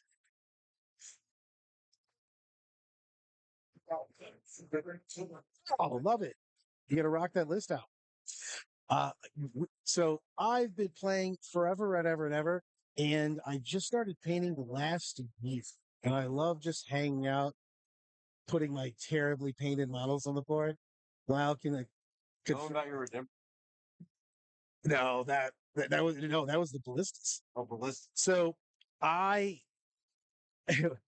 as usual, I borrowed a lot of stuff, and one of the things I wasn't sure I was going to get was, and I went out to San Diego, so the Cali Cup, and so I go to the Cali Cup, and I need a ballistas, and as with all tournaments, you're painting at the last minute. So I start painting with the guys, and I effectively finger paint a ballistas dreadnought, and it looks like bad even for me. And one of the guys brought me a just super well painted ballistas, and I decided instead of using that I was going to use the one that I painted at night. It looked like it was half wine. And Kenny from God damn it, why can't I think of Kenny's painting service? Kenny Bichet. But he's running he's doing the shotcast like we're doing now. And he keeps taking all the cameras to make sure that my dreadnought's in the background all the time to show people how bad it looks. This is what a 0 looks like on the painting rubric, guys. I think it's a negative. My dreadnought was so bad, I took points away from other people.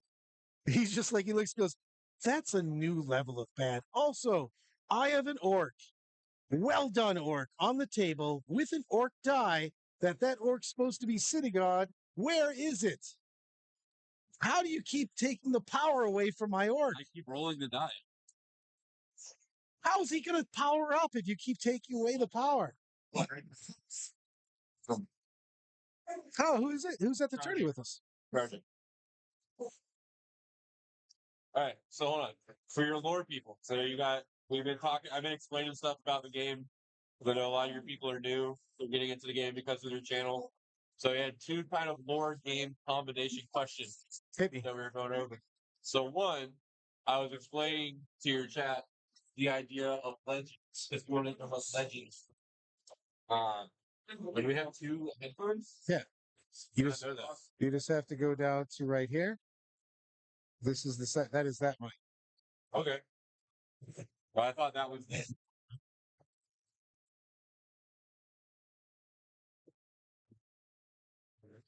Talk when you're not ready for it, just mute it. Hello. Hello. Let's see if I can Well, we had a second mic at one point in time. figure it out. Hear John when he's done with the game. All right. I'll just talk loud so your mic can hear me. It's fine. So we were talking about what legends are. I was explaining how legends kind of blur the line between game and lore. That there's a lot of characters who have been legended, which people didn't know what that meant. That maybe died in the lore. Well, But also GW had stopped selling their models, trying to kind of blend those 2 ideas together. yeah, the I don't like Legends a lot, but from Legends is more most of the time, Legends is bad. Is it's just GW not wanting to keep a wide range of models if they're not selling them and they're trying to push their new models. But sometimes models get Legends. Legend just means it's discontinued and they're not making any more. And they also don't have current rules for the model. So a lot of things get Legends if they get a new model also, or a new version of them. There have been things that I said there were things like Karnak who have been legend and came back with a new model. But there's also guys who have been dead for like 4 or 5 editions, like Captain Tycho or Onval, who have been legended because they're never going to write a story about him again. Right, and we've had that for. I mean, finally had Solar Macarius, who just was old because he was a guardsman, the best commander in the Imperium. Yep. But he was also a human. So I firmly believe that he's not dead. He's just still walking around Armageddon fighting orcs. yeah, I mean that could be. He's just not used to us anymore because he's never coming. He's never going to willingly leave that planet. They might come back. I mean, Armageddon has had its share of, wow, this place sucks. It gets invaded all the time. Yeah.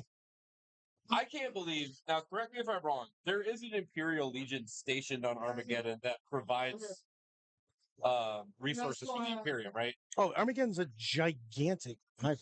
Yeah. But I was like, the way you hear about like the Battle of Armageddon, you would think it's just like one giant battle planet. No, there's people actually still trying to live their Imperium life. Oh yeah. Yeah. Every time there's a big battle like that, exactly. Armageddon does suck. It also has been the War of Armageddon wasn't just Armageddon. Too. Yeah. It was this giant. The whole section. Yeah. Because I mean, Angron showed up first, and then Gaz showed up twice. So just in case you went, hey, honey, how much should we have moved? The answer was yes. Yeah. Also, if your wife told you to move from Armageddon and you didn't, you're probably going to hear about this later. All right. Favorite? What are you doing? I'll be back. All right. Brad will come back. We'll save this. We'll save the next question for when Brad comes back. All right. Once we have the 2 headsets, it'll be easier for Brad and I to talk at the same time. We'll get that rolling. We have a headset plugged in. It's just not apparently doing anything, which isn't helpful.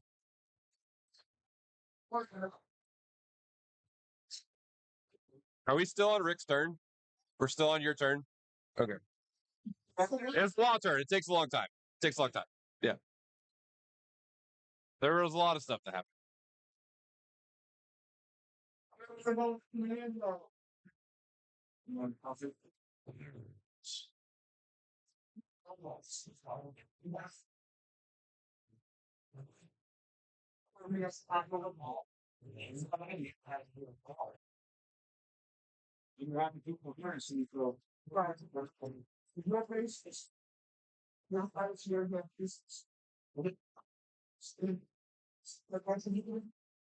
I just found a random nurgling on my table. I don't know why this is here. Oh no, it's not nurgling. This is an orc symbol. It's on the table. It's chilling.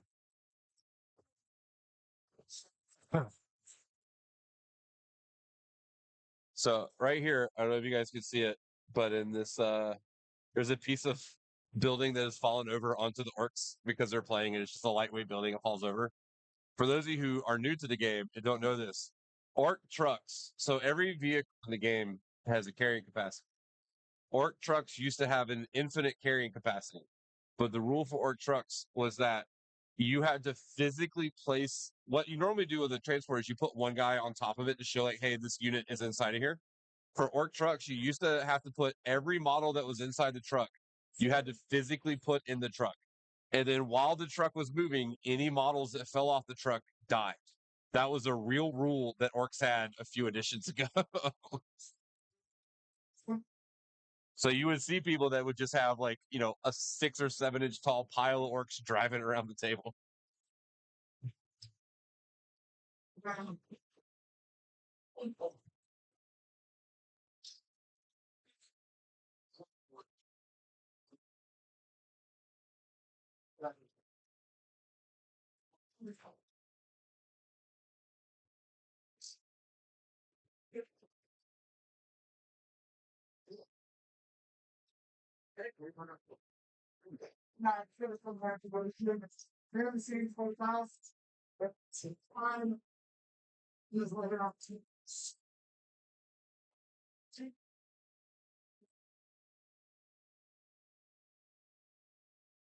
Orcs have definitely put on some serious pressure in this game for this turn.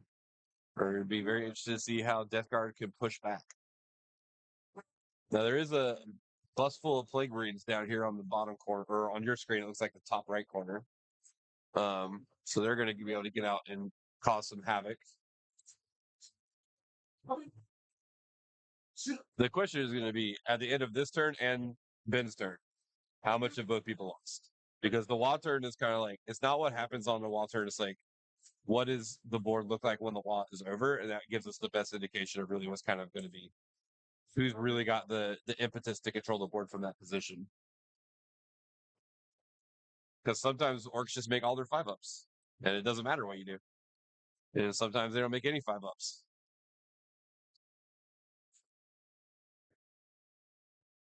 So 15 regular units. 3 with 3 to unlearns. Okay. 6 everything.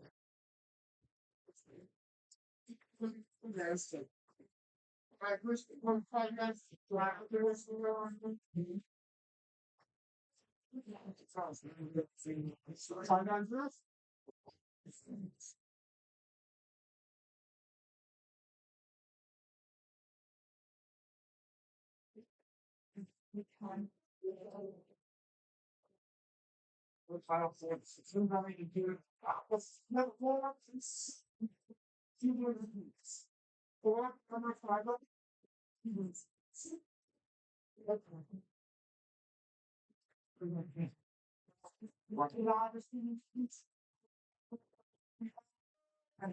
So now Ben is deciding if he wants, or how he wants Mortarion to dole out his attacks.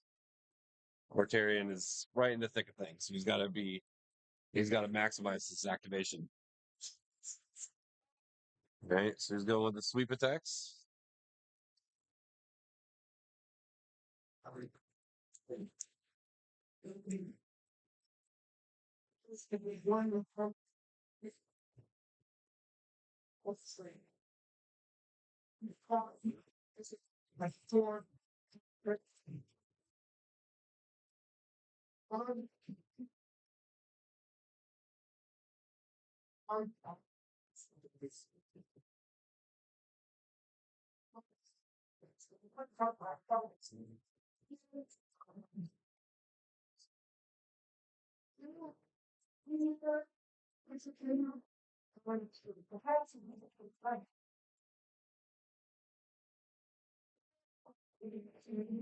Oh, I did not realize that our dice cam was dead.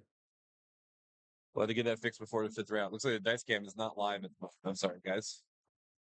It's the only camera I can't see them rolling the dice. I can see them rolling dice on the other 2 pictures and not the dice cam picture. So we'll get that figured out. Looks like it first somehow. I don't want to mess with stuff too much, guys, because I'm just here to be a voice today. This is not my setup, so I don't want to start doing anything because I'm worried I'll make it worse. So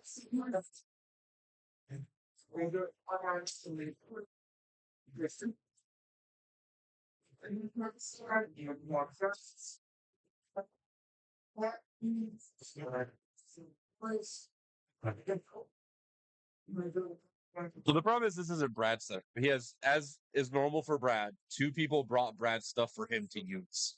So we're using 2 different people's computers for Brad's tournament, neither of which is Brad. So out of respect for those people that aren't Brad, I don't want to mess up their stuff.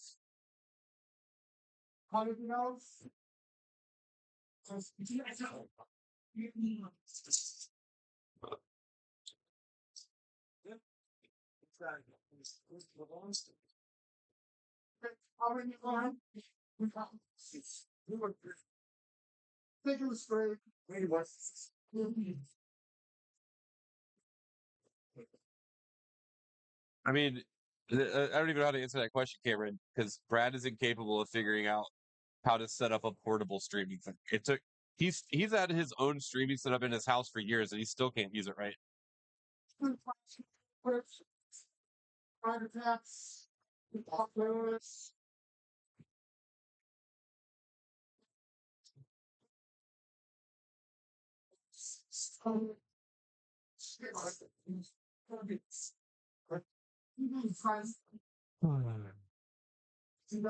I'm seeing some top matches get finished. Let's see who has won thus far. Nice thing is from the stream table here, I kind of have a basic view of all the undefeated players. I can't see exactly what's happening, but I can see when they're done. All right, so we have Death Guard advancing over Necrons, 100 to 76.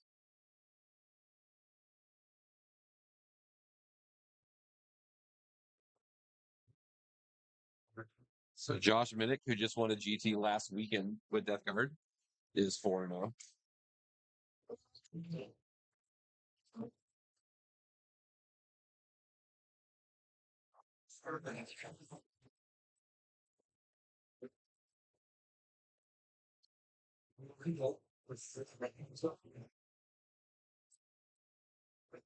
So looking at our top table matchups right now, I know we've got Sisters versus Votan.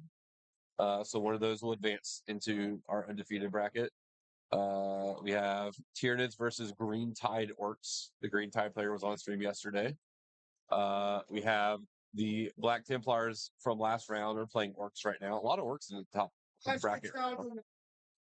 We have Death Guard versus World Eaters happening. We just had Death Guard beat Necrons. And then at the end of the table, we have Orcs versus Imperial Knights. So I think we got 3 Death Guard and 4 Orc players all currently fighting to get into those last 8 spots. They will be 7 spots technically. But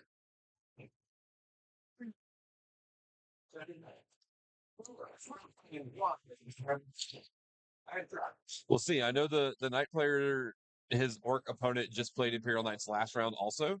So that Orc player clearly has the ability to fight Knights. So we'll see how that goes. How's it going? Yeah, well, it's still turn 2. It's the second half of 2 on the wall. So do what? Morty just died. I think the Death Shrouder and Deep Strike and the Plague Marines are in the Rhino. Death Shrouder still in Deep Strike. Plague Marines are still in the Rhino. Yeah.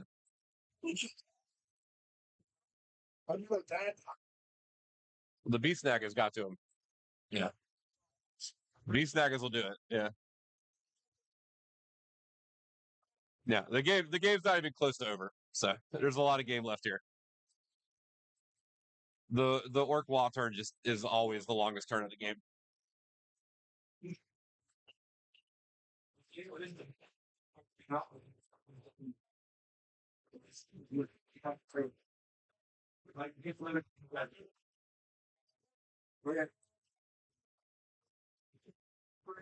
Yeah, losing Morty is a big deal. But there's still a lot of damage not on the table.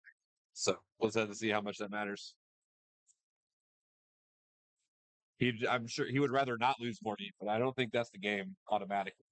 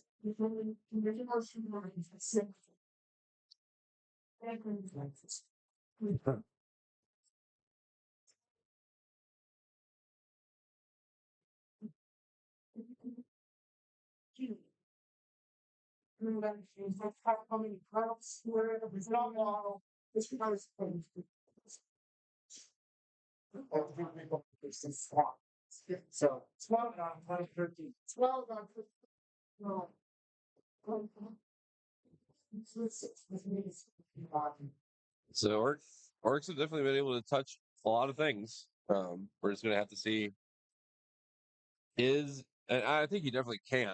It's gonna be dice in how Ben chooses to play the game, but can he push back and take the middle of the board back? He definitely has the damage to do it. The question is, does he have enough activations?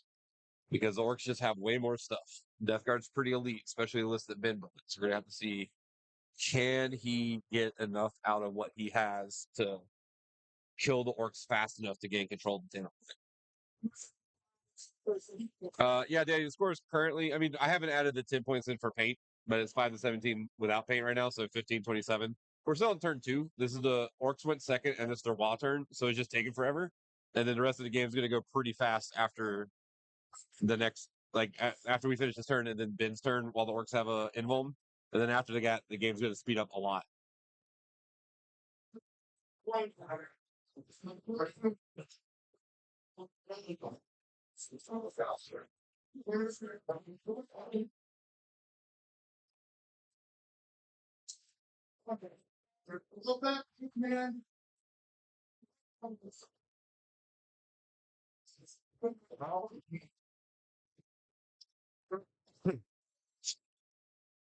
So, downfall. Apparently, I'm going through menopause, right? Sure. You are the right age. Dr. Mike, what's the next question? I want to answer the question. Then I'm going to get to I think last thing we were talking about. No, we were talking a little bit about the different armies that are in the undefeateds and like people what they want to see because they like the models and armies and stuff like that. But this has been relatively chill. Here, I'm gonna pass it back to Brad, guys. Todd. I've been narrating what's happening on the table. So for I'm actually super bummed, guys. This is so.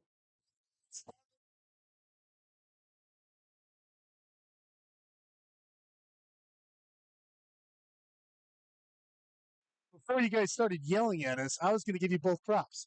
Uh, Rick and Ben are both really good players. They play each other all the time. They're on the same team.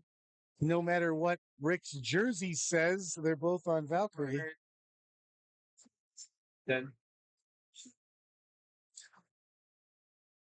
Now, when you guys are building this, here's one of my favorite things to talk about is list building.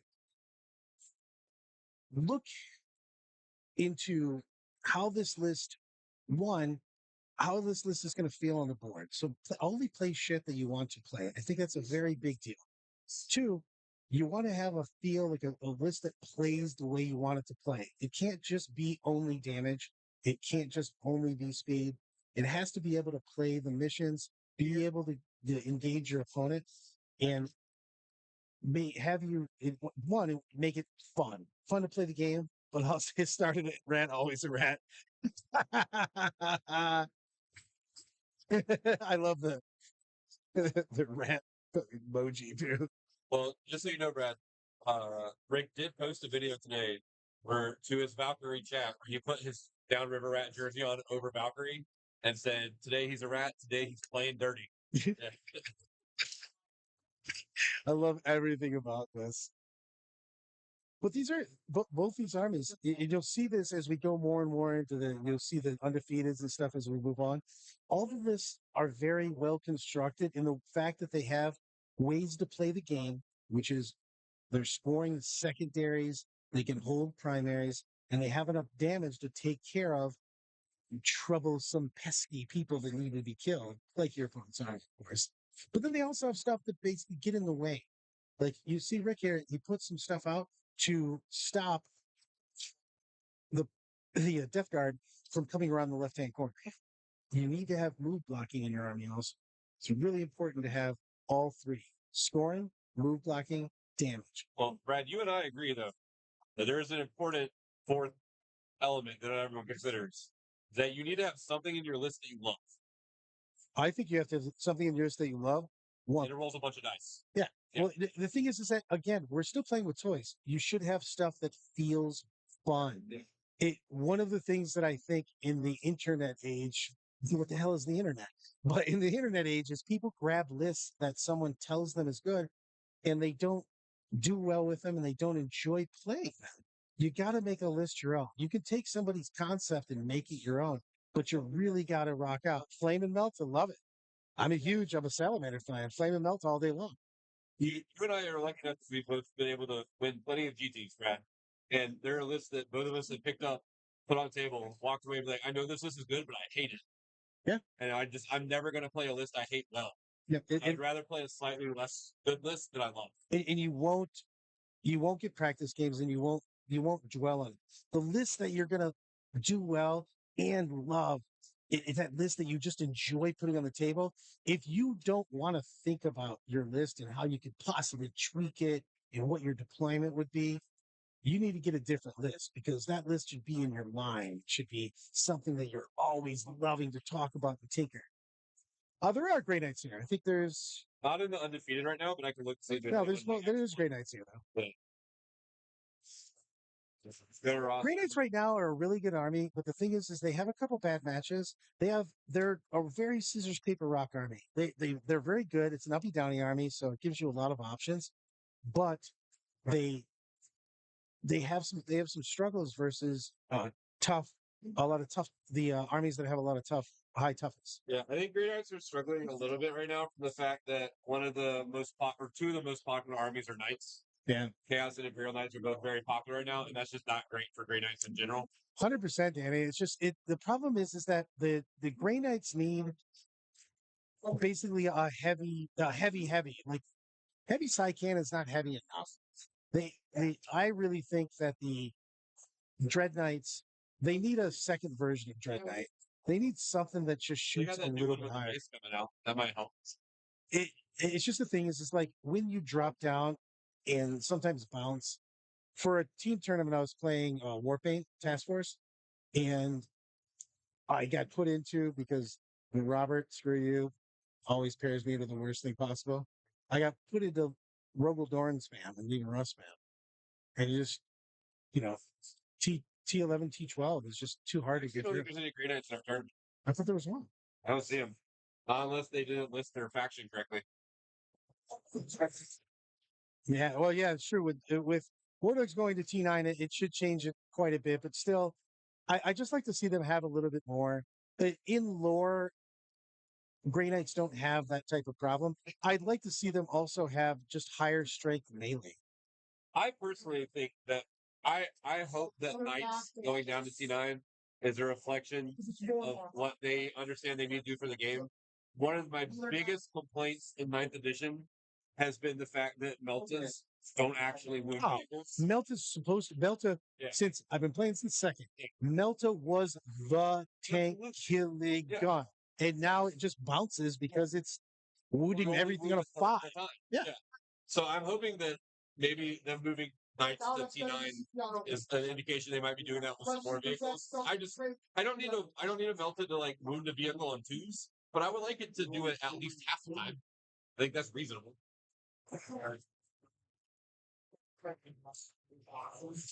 I mean, one of the things, just put stuff down.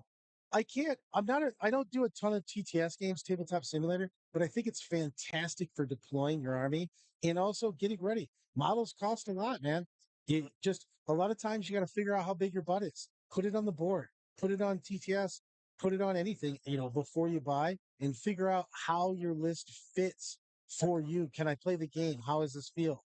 To go back, don't let anybody tell you not to bring anything. The rule of cool always applies. If you have a cool model and you spend a lot of time painting it, play the model. Screw people. Scissors, paper, rock, throat punch. Don't let somebody tell you not to do something. Unless it's airplane. And then Brad says don't play with it. Yeah, because that's a terrible rule. If you're playing flyers, you're going to get bad karma. Brad thinks you should play anything you want unless it's an airplane. I'm just saying, guys, flyers are evil. Mama said flyers are the devil. Look, Brad, we got to live our short 4-week period where we all had 2 shots. Okay? I wasn't ready for the throat punch. No one is. That's why you get it ready. Scissors, paper, rock, throat punch. Paper, rock, scissors, lizard, spot, right? With the Codex, I actually think that Grey Knights, I do not know anything about anything. I think that Grey Knights are going to get new units and they're going to get a complete revamp. I think that Grey Knights mechanic is probably the best in the game. They're uppy downy, plus the general way they play. I just think they need more of a selection of units to make you make more choices about how you want to play the army. So yes, I think that they're going to see. This is just completely overhaul some of the data sheets. Grey Knights should still be fine because they've historically not really changed the index attachment a lot. They make it pretty close to even. But we showed. I really have enjoyed what they've done with the Chaos Codexes so far. I think they did a great job with flavor and giving you options to play the game. Here's my problem, Brad. Every single codex that has come out after Blood Angels makes me very upset at how they didn't do that for Blood Angels. True. I actually thought the Blood Angels was a miss. Yeah. Like, yeah, they gave us a bunch of different detachments, one for gold armor, one for black armor, one for red armor, but none of them has, like, the flavor and gameplay combination that all these Chaos Codexes have. Like, if you're telling me you can make 3 or 4 different interesting detachments for World Leaders, but you can't do it for Blood Angels, I feel like you're flying. Oh, dude. Danny, the biggest thing with infantry nemesis demon hammer armors, dude, it drives me crazy. I actually have a decent amount of Grey Knights, and they all have hammers in the units because that's what the best thing to take was. And also lore wise, there's no way you're not taking nemesis demon hammers. They're all blessed to the maximum to crush. They also look cool. Just a giant electric hammer is awesome. It just is. Period. You cannot nice tell thing me for Grey Knights that the Nemesis Dread Knights is there's some really cool 3D sculpts out there. Is that my Diet Coke? What am I having? This Diet Coke. I said, is that my Diet Coke? I have a lot of there's a really sweet there. I think there should be more versions of the Dread Knights too. Yeah. In lore, they have multiples of them. They actually have a heavy, and I hope that gets put in the codex because they should have a heavy Nemesis Dread Knight. Because in lore, they have a tank, basically a tank killing one that comes out. It's hand to hand mostly though. It just has heavy weaponry. Oh, dude, no! You keep those paladins away from me. Your sneaky paladins and their flamers burning my Eldar into submission. Still aggravated from like 8th edition paladins. Well, 8th edition paladins were cracked. I hated it. Yeah, I mean, but they were That crazy. was back when you had like no rerolls, transhuman, -1 to hit, -1 to like all of them.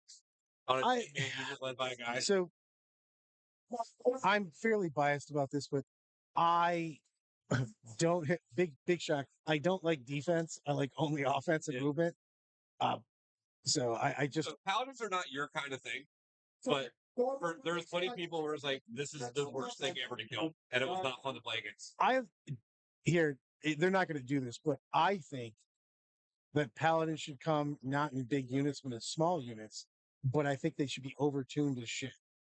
Sure, like make them like custodes. Yeah, just make them. Like paladins are two or 3 man units and come in and have a crap ton of attacks with great weapons because that's how they show up. It's not like Grey Knights don't show up with giant numbers in the lore, right? Yeah, like paladins, there's so few paladins. It's the same thing with Sanguinary Guard and Blood Angels. You're like every single time you see a Blood Angels army, it's every Sanguinary Guard that exists in the galaxy. I would say, from a Blood Angel standpoint, lore-wise, there's only supposed to be 30 Sanguinary Guard in existence.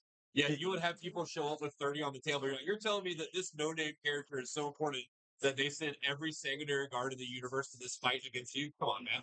So, Danny, yes, 3 and 6. Cameron, things to put in a Land Raider Redeemer. It's funny that actually, because I had for the Rigger Army, I was made a list by my buddy Stiggs. Imperial Fist, of course, because it's my least favorite loyalist unit or loyalist chapter. And I have Tor Gyrodon and a unit of aggressors. Those are always scary. Flamestorm also. Screw stupid bolt frag storm cannons.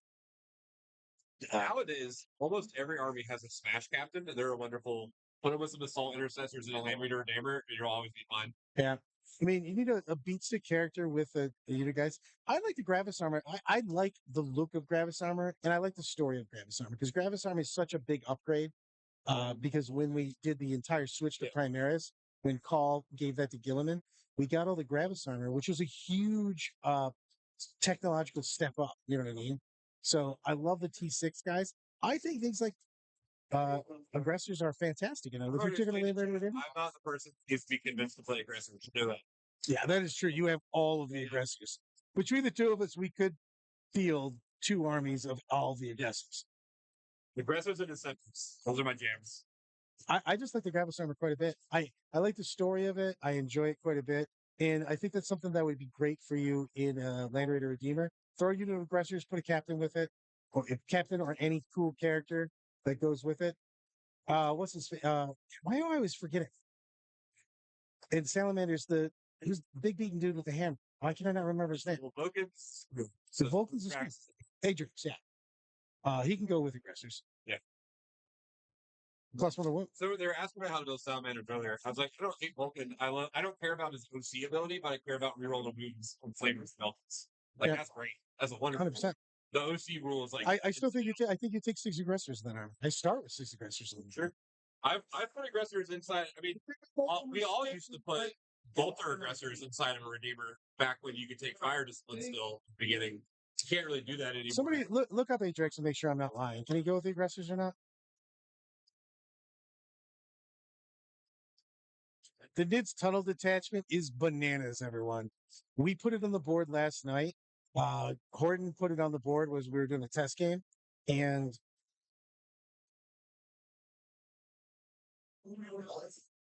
I just lied. He cannot. He can go with like literally everyone else. Yeah. Put him with Blade Guard Veteran. Blade Guard Veteran's another thing that can roll out, but I would probably just put them in a poster. We put the tunnel. It's bananas. You should have stayed for that. Oh my god, the new tunnel detachment is just crazy. You're I mean, it's good. It seems like it would be the same as like hypercrypto greenies. yeah, but it's so nuts because you can get the 6-inch deep strikes everywhere. Because you put a guy out, then you slam down a tunnel token, put something. The biggest thing is that you can play a shooting Tyranid army and always have ankles. Like an exocrine that can deep strike is pretty annoying. What are you allowed to get the burrow keyword to? It doesn't matter. It's the thing is that you put the token down and then just bring basically anything off. I thought you could only bring in things that had the burrow. The burrowers use that. The burrower then puts a token The down. burrower makes a token that everyone can Yeah, it's just bananas. The flamer tree, yeah, exactly. You could bring out so much stuff. It was so annoying. I was trying to help Kevin, Savage Doc, from the mods.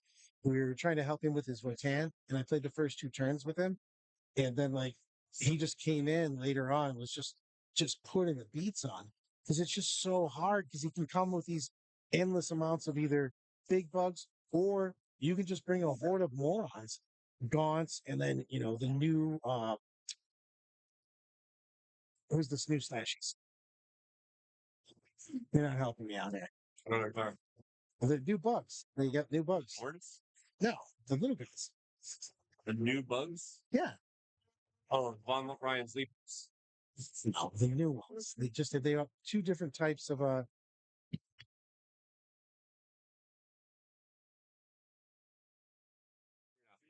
Raveners. Yep, right there. Thanks, Danny. The new Raveners are insane. Both juiced up ones and the other, they're now damage 2. They've got 2 different sets of them that are damage 2, and they can jump out. They are burrowers. I don't know. It's just, I don't think it's the end all be able, man. It is strong. So my opinion on it, I have a tendency to play deep strike shooting armies in the first place. It's kind of one of my things to do. And deep strike shooting armies, when you find the right list, they're very, very good. They also have inherent flaws you cannot avoid. You just have to learn how to try to mitigate.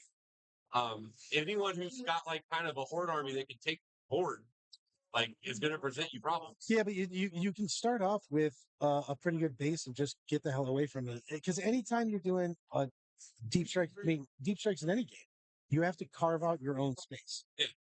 I'm not disagreeing with this, but be powerful. Deep strike shooting armies are powerful, but they also inherently have built-in gameplay or counterplay to them. Yeah, There sure. are always things you can I do. think that you have to put a decent amount of stuff on the board on that. You're very powerful against armies that don't have a lot of stuff. Yeah. But horde armies will make you play a little bit different. I think maybe I don't get overly worried about it because I know after playing with you for so many years, like I'm starting my list with like 15 drops anyway. Yeah. It's like whatever. Yeah, you have to push up. It's funny because we were going through that with Savage Doc. He's like, "Where are you going?" I'm like, "You just can't have people 6 inches in your backfield." Yeah. You know what I mean? So we just pushed off the board. It's like hypercrypt. And the way you beat hypercrypt was you ran forward. We ran forward and kept off the objectives. They're gonna get You do their. whatever you want, but you're never going to deep strike all the And time. you're gonna get your pound of flesh. You're gonna kill stuff, kill stuff, kill stuff. I don't care. Yeah. We were doing that last night. I go, yes, you're about to lose a bunch of units, but you're currently up 30-6. So like, cool. Like it's very powerful, and you can lose unequivocally. It's very fun. Yeah. I have to. All right, Brad's gonna go walk around some more. Brad has to wear. He's quite literally wearing multiple hats today. My head actually hurts.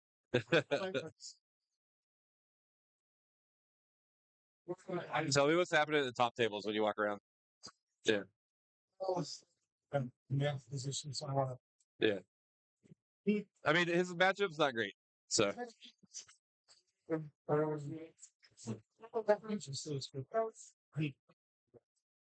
Pushing screen. Yeah. Brian got into two of. Yeah. I think it looks like he's showing his with back, But Brian's very good at building an early points lead and holding on. So, yeah. He crowds stuck in the corner. Yeah, we'll see how it goes. Staying 15.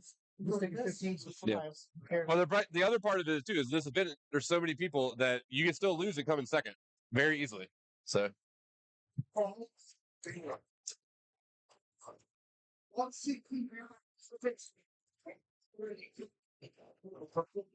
Yeah, I'm worried that the store I pre-ordered my deck from did not get any decks. So we'll see how that goes.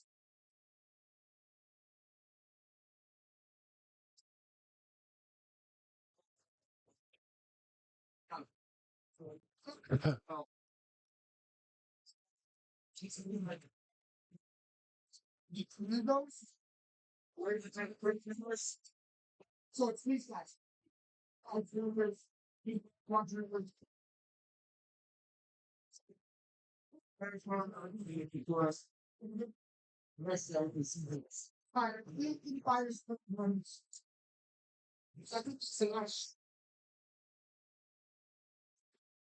All right. So Ben is using his Plague Marine, splitting fire between 3 different units, trying to maximize his ability to pick up units with his limited number of activations.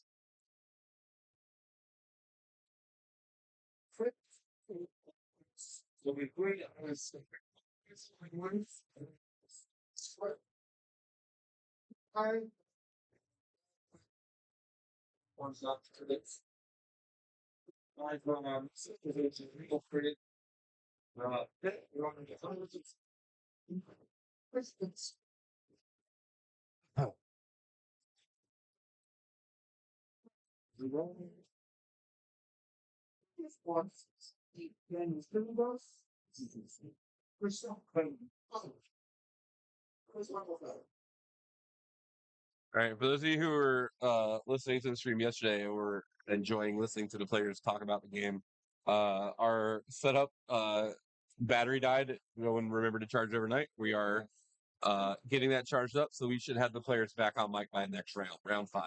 Reminder: there are only 2 rounds today. It's a 7-round event. So we did 3 yesterday, 2 today, 2 tomorrow.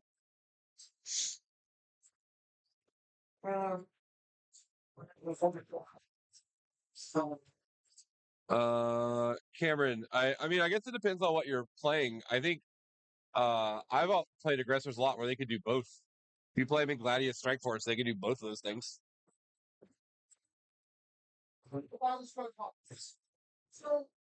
That used to be the main way to play them. You used to be able to take Fire Discipline on the Biologist Apothecary, attach them to the aggressors, and then they would get like lethal exploding sustained or lethal sustained 5s. And then you just like oath your target and you get flurry rolls and you're just kind of popping off.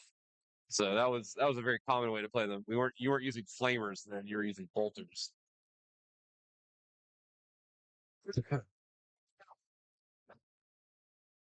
That's it for their shooting.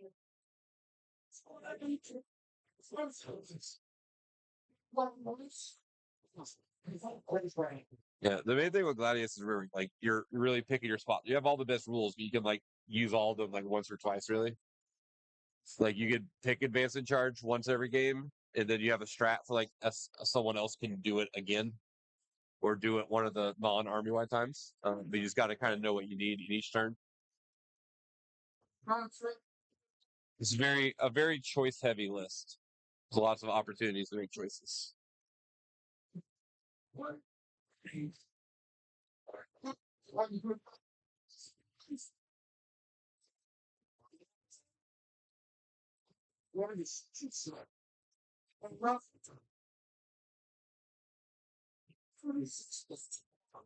Well, the nice thing, at least with Gladius, is once you play it a little bit, your choices kind of become less of a choice because it's more like, oh, I have to do this turn. Or it's like, oh, I don't need to do this turn because only one unit needs it, so I'm just going to use the strat on that one unit so I don't waste it for my whole army. Admittedly, it was a little bit easier before they nerfed Guilliman and Calgar, and you could use that strat like every single turn. They've definitely made that harder with the CP going down.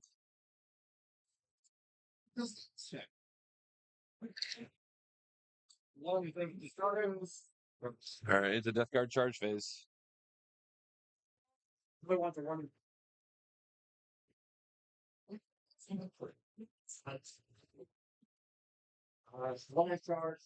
So, Cameron, the way it works for Gladius is at the beginning of I think it's turn. I'd have to double check the wording on it if it's turn or round. I believe it's the beginning of each of your turns. You have the ability to pick one of the three doctrines. You are not required to pick one of the three, but you can. And you can only pick each one once. And that grants an army wide rule of either fallback and shoot charge, advance and shoot, or advance and charge. That applies to every single space marine in your army on the turn you pick that rule. But Gladius also has a stratagem for 1 CP where you can pick any unit in your army and put them in any of those three doctrines without having to pick it for your whole army. So if you only need like advance and charge in one place, you might not pick it for your whole army. You might just use a stratagem on that unit to let them do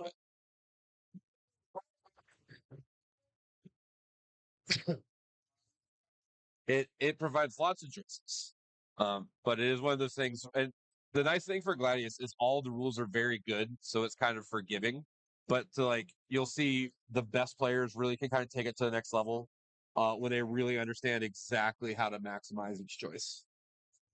But it's a very forgiving army because those are all just very powerful rules to have access to.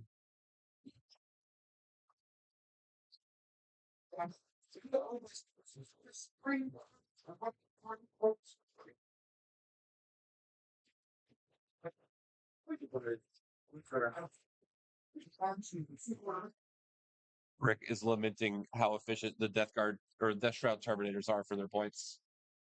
They're sweeping into orcs right now. So they get to. Normally, orcs are a little bit harder to hit on sweeps because they're T5. Death Guard actually makes orcs T4. So now he is sweeping into them with like 8 attacks per guy. So 3 guys are getting 24 attacks, wounding on 4s, which is not what they would normally do. So they're just very, very efficient for a little 3-man unit. I play Death Guard myself right now, and I think that's kind of one of the things Death Guard's got going for it right now is you can take tons and tons of little small units. So, Cameron, the way disembarking works is you have 2 choices most of the time. There's a third choice sometimes. But most units, your unit inside of a transport can get out before the transport moves. Every unit every model in the unit has to be within 3 inches of the transport. And then once you have set all of them up correctly, they can then move, and then the transport can move. So then both of them can kind of activate. The other way that is common to do it is you are allowed to move a transport. So like if you have like a rhino that moves 12 inches, You move a rhino, and then everyone gets out within 3 inches of the rhino at the end of the rhino's move. If you do that, though, that unit that gets out cannot move again the rest of the turn.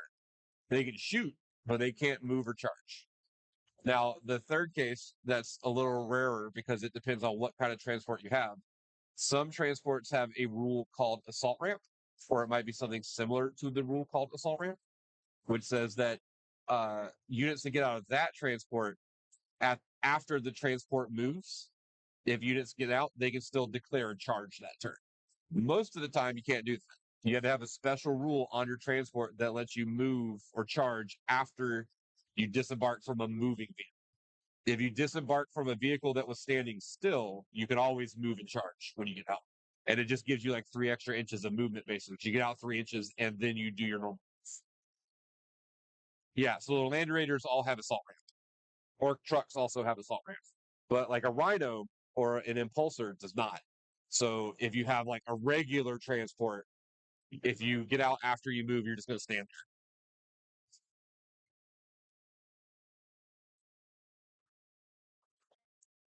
I'm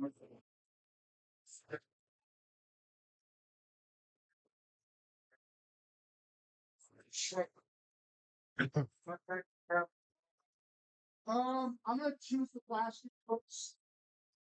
Okay.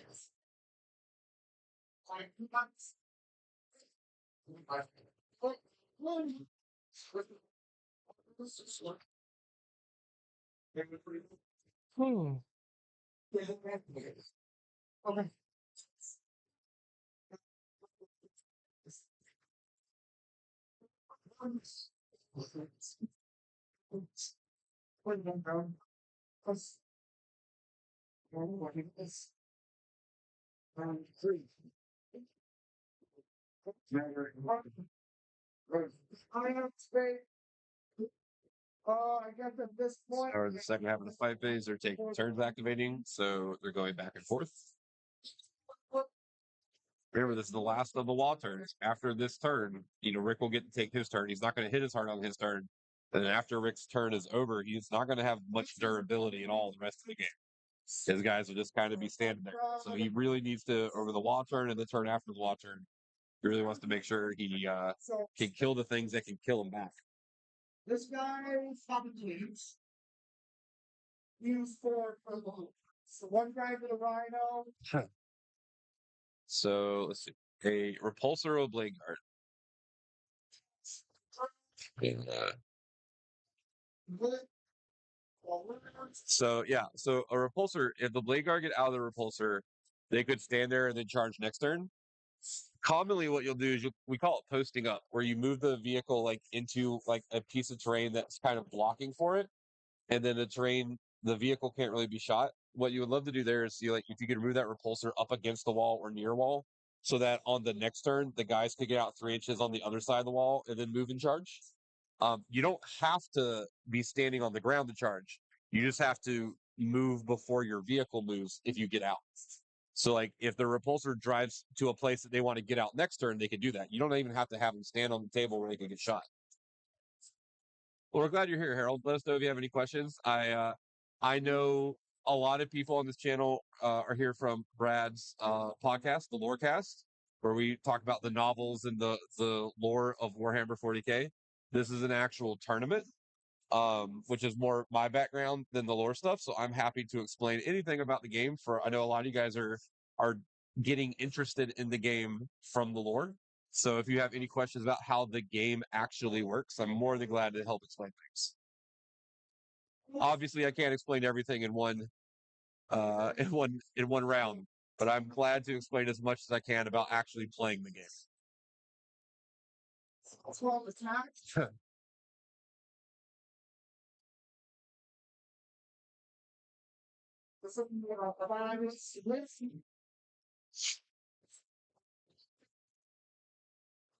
I would explain what's going on the table, but this is a slightly weird mission to explain. The background of this mission is that the middle of the table is like a large vortex of arcane energy, and both armies are trying to like control the energy in this battle. So they're both kind of running around and trying to create little fonts of energy on the table that they control that are near the one in the middle. and then they're fighting over them. The problem is on this mission, you can't really see the little objectives when they're putting down their energy markers, their ritual markers. So it's a little hard to see from the overhead view, but that's why everyone's kind of running to the middle of the table, is they're all kind of fighting over the magical energy. Dusty, I haven't delved into the new Dark Angel attachment or detachment a lot myself. I know from people, because I don't play Dark Angels, or I haven't historically. I know from talking to people whose opinion I respect, they think that it's definitely got some legs. It's definitely moving the right direction. It makes the it. Oh, 1 second, guys. You got 7 on secondaries. 1, 2, 3, 4, 5, 6, 7. All right. And then Rick, what's your primary?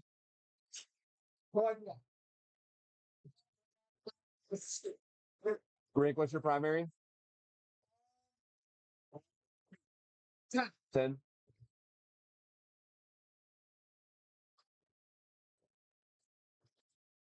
All right, so the game's definitely getting a little closer here. Rick's finally making some headway on primary. My understanding on the new Dark Angel attachment is it kind of is like a really more appropriate blend of lore and gameplay, where you get to play a lot of the Dark Angels units and make them. Dark Angels are really more known for like their durability and their obstinance in the game and their refusal to back off. And I think they've captured that a bit more with the Dark Angels, the new Dark Angels attachment, without making it feel like unfun to play against, which is nice. But unfortunately, that's really the opinions I know from people who have looked at it. I've been working on Death Guard the last little bit, and then with the Blood Angels changes, I've been looking at some Blood Angels lists because I think they made some Blood Angels unnecessarily cheap. So I wanted to see what that looks like. So I have kind of unfortunately focused my efforts more in that direction. But I have heard good things about the new Dark Angels. I think it's going to have play for sure. I think they definitely did the Lion a cool favor. The Lion seems way more playable now than he was a few days ago, so that's good. I think all the Primarchs should end up being models that like their armies want to put on the table, and I think they definitely made the Lion a lot more interesting. So hopefully we'll finally start getting a play against him in tournaments. I think with the Lion, they were just worried they didn't want to like overdo him when he came out and then have to nerf him. So I think they've been slowly building him up, and I think we're getting pretty close to him actually being playable. So far, yeah.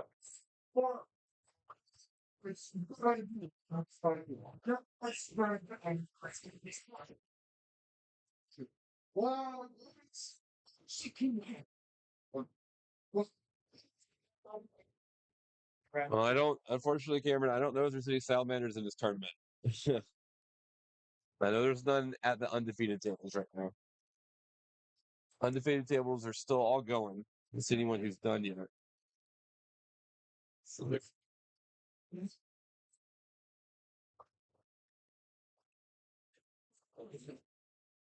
response for start one on.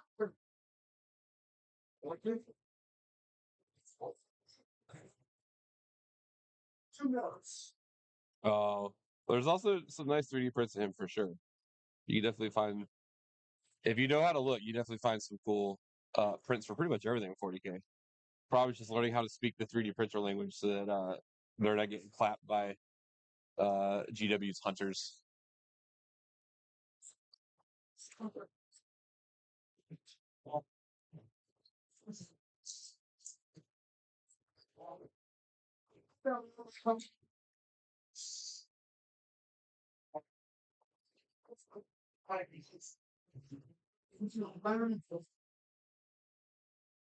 Second bombs for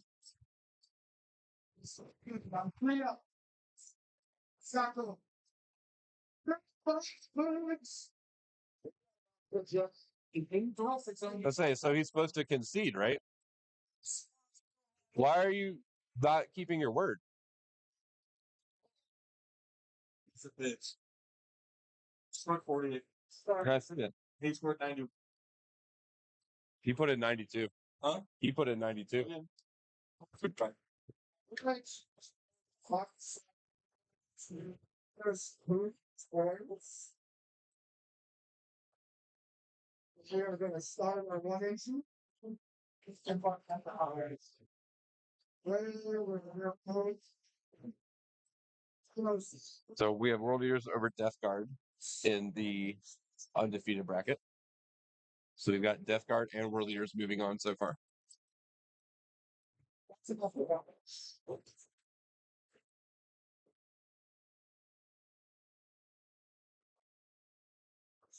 That's what provides for us.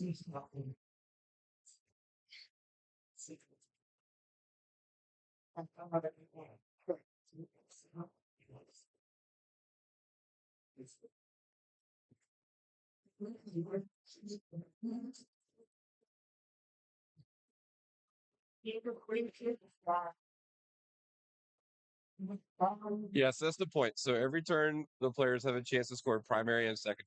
Primary is holding the circle or having more models or more powerful models kind of near the circles that are on the table. And that happens at the beginning of the turn. And then they draw some cards that tells them what they're supposed to do that turn. And depending on how many of the cards they're able to accomplish, they get additional points called secondary points. The max score in a game is 100. So at the end of both players' fifth turn, whichever player has, or once both players have taken 5 turns, whichever player has more points wins the game. But you score points in relatively predictable ways, which makes it so not only can you try to score your points, so you can predict the things that your opponents can do, then you can try to stop them from scoring points as well. Both players scoring 100 points has happened. That means it's a draw. That means nobody wins. It doesn't happen a lot anymore. There have been times where it did happen a lot. A few years ago, there were some Necrons and Sisters lists that were very good at scoring 100 points, and you would routinely see mirror matches where both players just got 100 points and the game was a draw. From a tournament perspective, a draw is halfway between a loss and a win.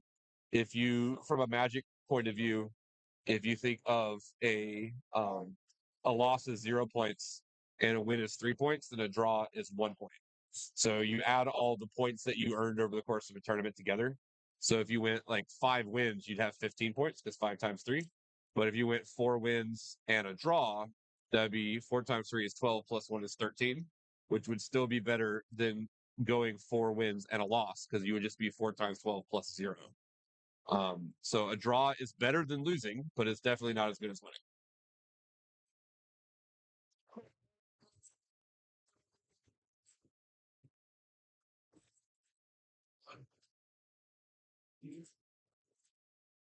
I've already tried instructing them. We're going to Where's your throwing place? Hand here. I'll get it set up to 9.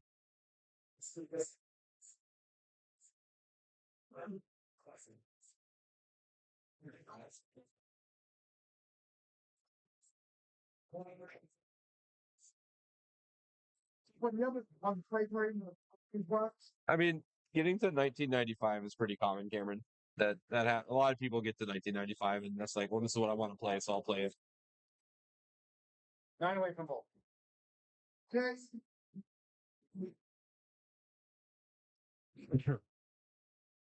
That is every time. Oh no, 2005 is the wrong direction. Can't do that. Or move this truck like this.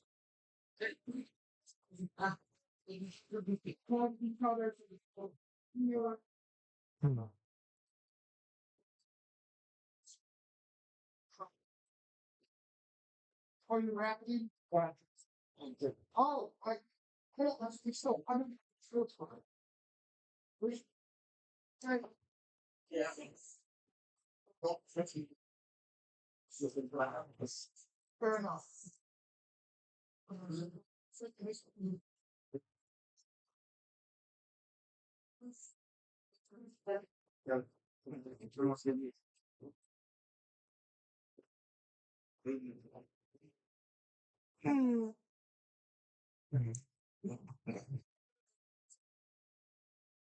I mean, that's part of the fun is figuring out how to get the list to fit.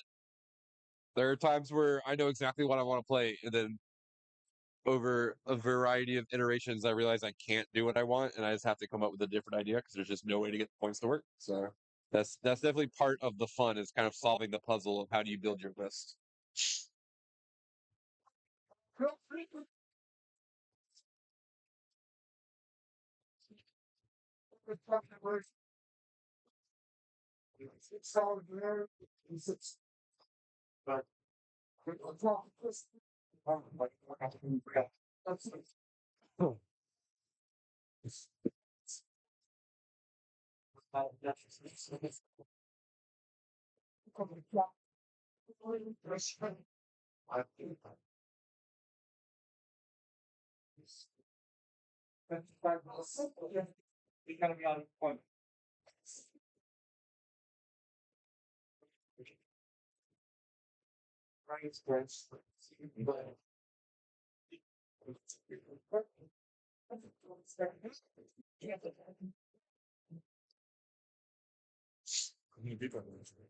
I don't know. The receiver for the wireless headphones died, so I'm just running this mic. So this is the only one that's working right now. We've been fun. It's been a little more interesting because now I'm actually talking to people instead of them just listening to them play. So yeah, sounds good. Brad will definitely get around to looking at Discord later if you guys want his feedback. I'm gonna tell the world Brian Godfrey here to his school. I'm gonna let you go post that on Reddit. I want you to copy pasta the vanilla post, but I want you to make it about Brian.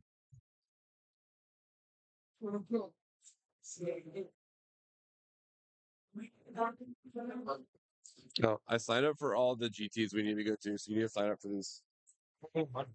Figure it out. When do you get paid? Thursday. Figure it out on Thursday.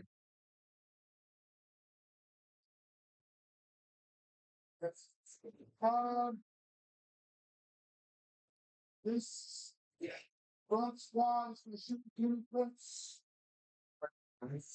Yes. No. One.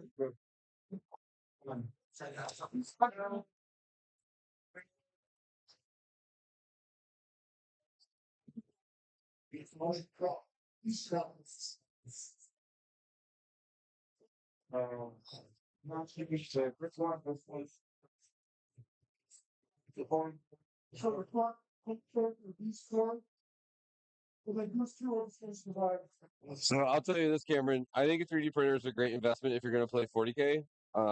I will say that fully 3D printing an army is not usually the answer. I have found that fully printed 3D armies are prone to models breaking, and then you have to reprint stuff a lot. Resin just snaps. So I find that 3D printers are best to help supplement um, your collection, build like a couple models with it, or get bits, weapons, things like that. Um,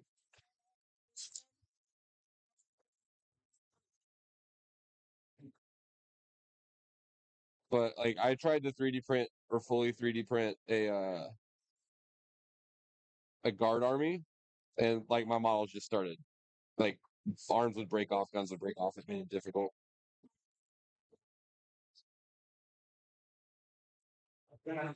So just try to play the players. What's that? 8 is point. TV prints is. Did you do it? So I think split. I can. Like the horse. Okay. All right. Ready to charge. We are ready to charge. For 7 minutes. This one.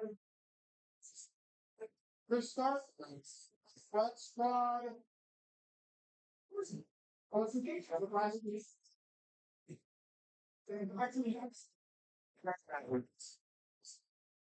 have to put you on for this.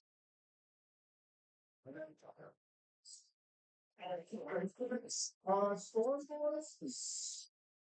That's what I still charge for. I really don't like it when I do it all up.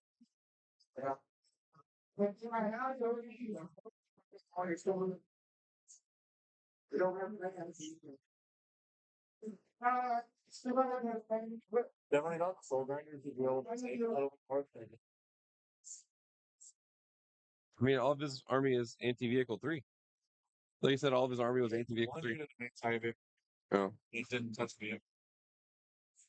I mean, they Like the berserkers. 6 berserkers killed my 5. interesting. A lethal system. Yeah. 5. Same. Put more 5. 1. Made 14 wounds to them. 6 basically. Grenade and charging to you. So is a map in America. What's the difference?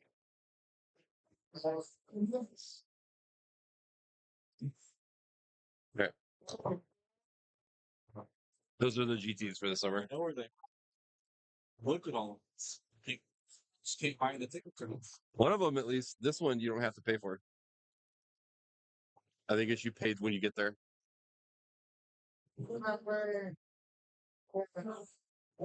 Yeah, I think that's the one.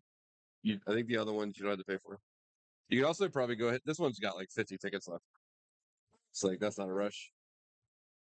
The other one, I guess you get on Thursday. Yeah, I mean, like I said, guys, I think the 3D printing is an important part of playing 40K at this point. But like you're never gonna, unless you just have a way better 3D printer in resin than I have. It's just not going to be a long-term solution. It's better supplemental. It's great for making a couple really cool models or models that you can't get your hands on because they're sold out. Or maybe getting weapons so that you don't have to buy a whole box for like one weapon. But I would definitely recommend against trying to 3D print an entire army if you didn't have to. Like there are people, like I know there's a guy out in Wisconsin who's got an entire guard army 3D printed to be Halo models. It's like he kind of had to 3D print them so they fit his Halo theme. But that's not. I mean that's there's pros and cons to that. The con being that it's going to break all the time.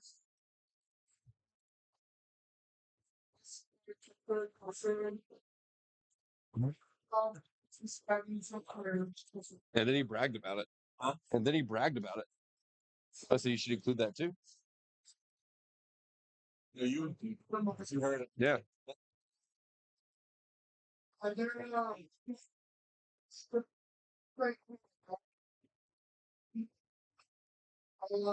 Doing the chocolate, putting chocolate profile on.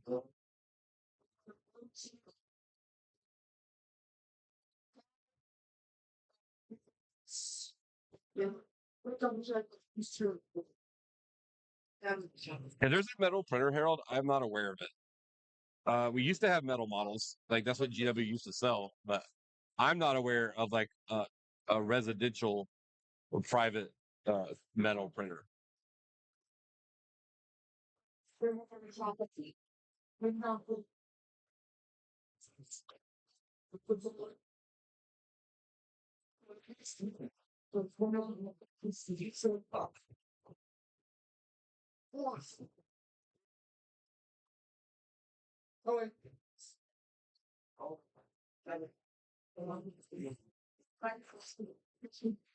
line transfer the jiggers.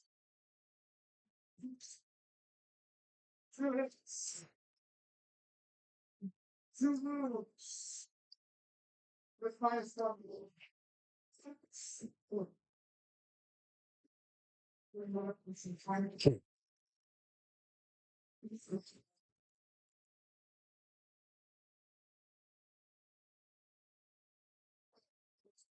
Yes,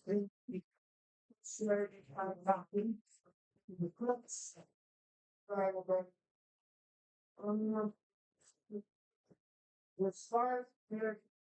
Yeah, I have seen some of that flexible resin. We had somebody lent me some of their Custodes Palladius tanks, and my wife accidentally dropped them from a pretty high height.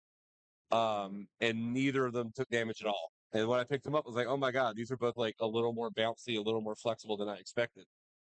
Any other, I've dropped resin models before and they shattered to a million pieces. So I was shocked that these 3D printed models just kind of bounced. I don't think I'd want to like push the issue. I'm sure there's a limit, but it was a pleasant surprise that they didn't just immediately explode.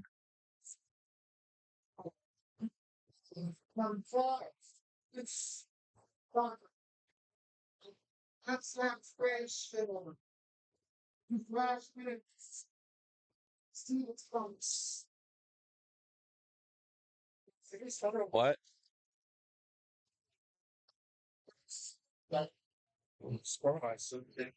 Uh, Rick's going second. Okay. So I think they're on Rick's third turn right now. Mm-hmm.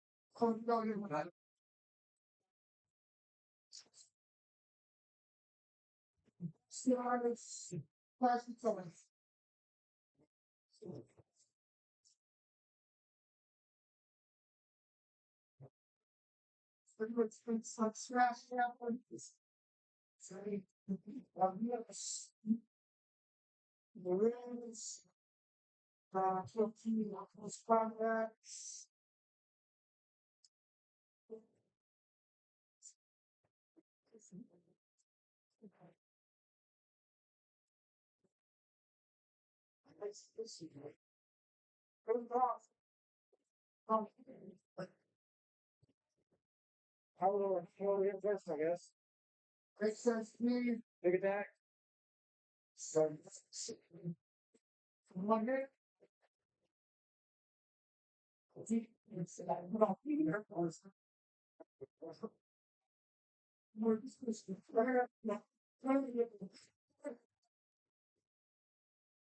It looks like that Brad and his compatriots forgot to charge the player mics overnight. So I am charging them right now. They'll be ready to go for round 5. But they all just died at the beginning of round 4 because nothing was charging. So I actually have solved the problem, but this is the temporary solution is that I have to talk while I have a sinus infection and have no one to talk to.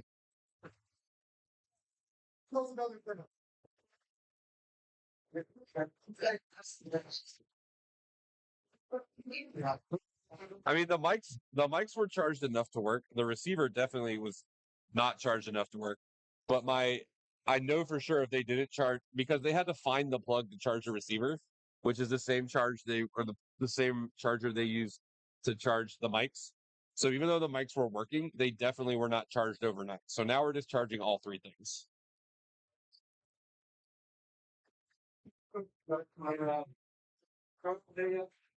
Awesome.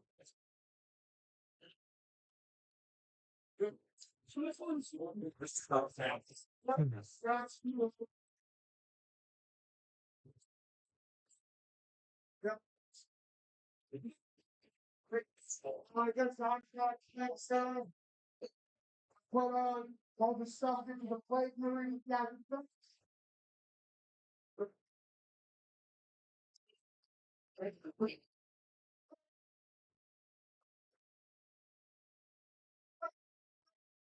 Well, actually, contract with we're still going to go to the place.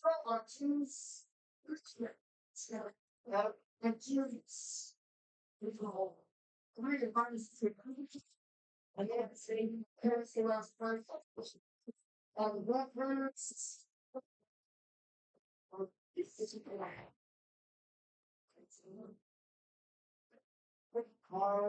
Slide, divorce. Three overseas. You know, 33. So we got some more matches that might be finishing up. Let's see.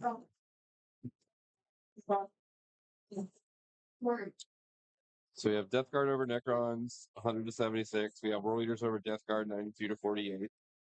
We have Orcs over Tyranids, 82 to 74. We have Sisters over Votan, 90-84.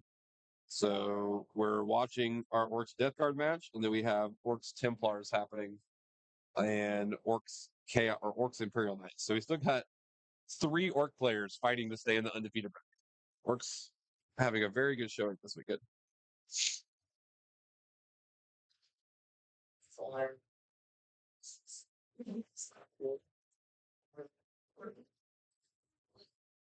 This is one.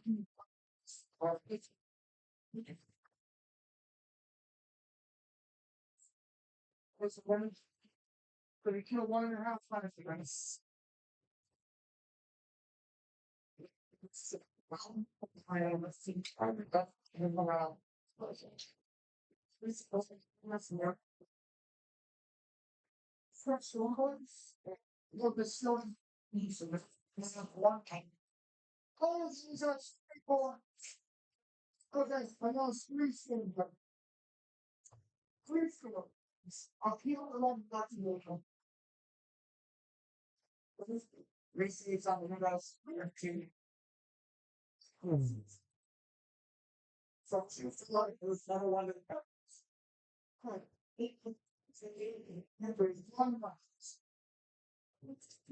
Well, it looks like we have a handshake at our Black Templars Orcs game, so we'll be able to see who won that pretty quickly.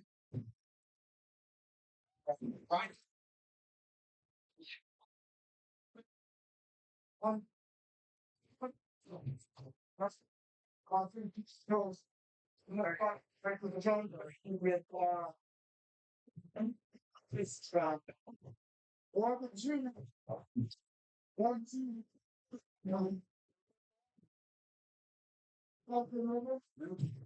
right, we're scoring this up here.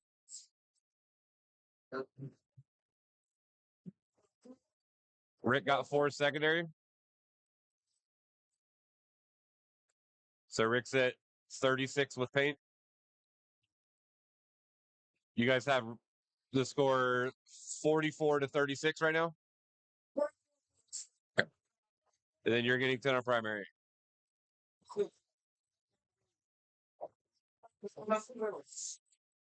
What is your OC?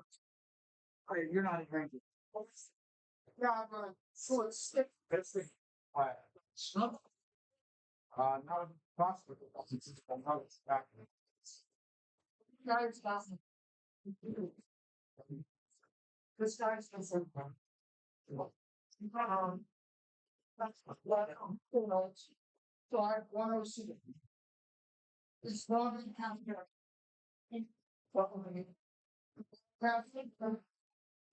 Let's see.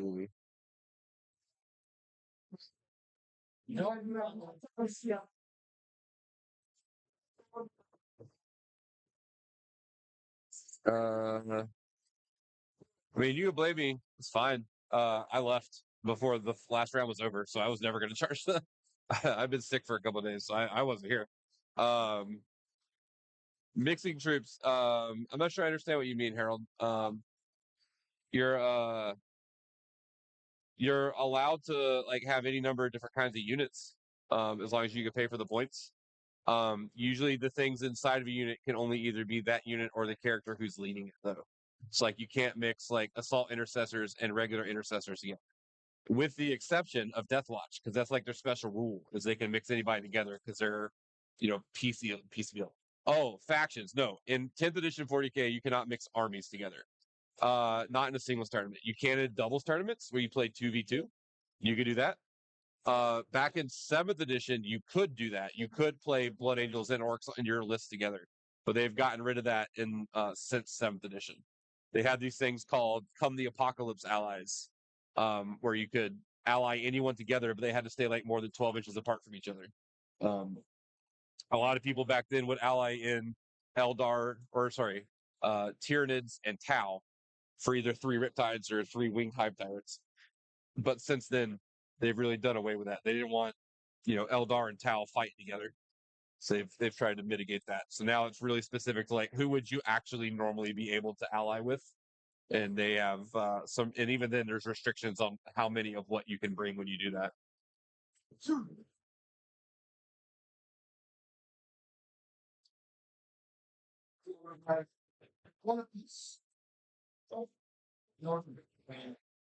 Yeah, like GNC and this can go together. Chaos and demons can go together. Orcs don't get allies. Tau don't get allies. Eldar don't get allies. No, that's not true. Eldar can ally with Dark Eldar and Yanari and Harlequins. So they can all go together. Imperium can all kind of ally together. So you can get basically any Imperium allies. That's not exactly true. You can get a large number of combinations of Imperium allies, but not ubiquitously. Like I don't think Space Marines can ally with like AdMech. Oh, yeah.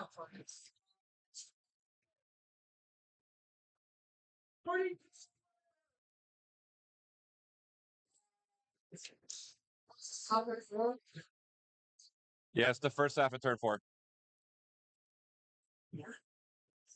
All right, so we had Orcs over Black Templars, 97-58. So we have at least 2 Orcs into the top 8. Or, yeah, top 8.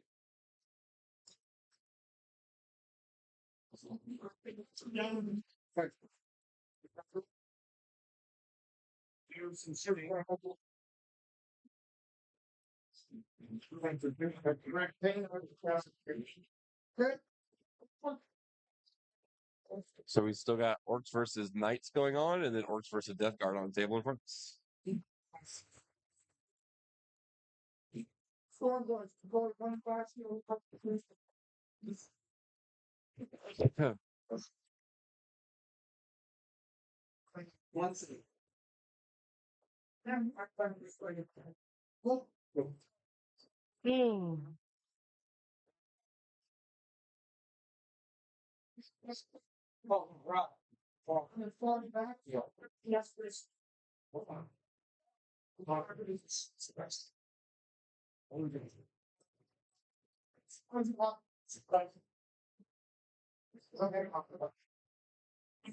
Right, and now we see, as we kind of talked about before, Death Guard survived the 2 turns of the Orc push, and now they're slowly reaching back to claim the middle of the table.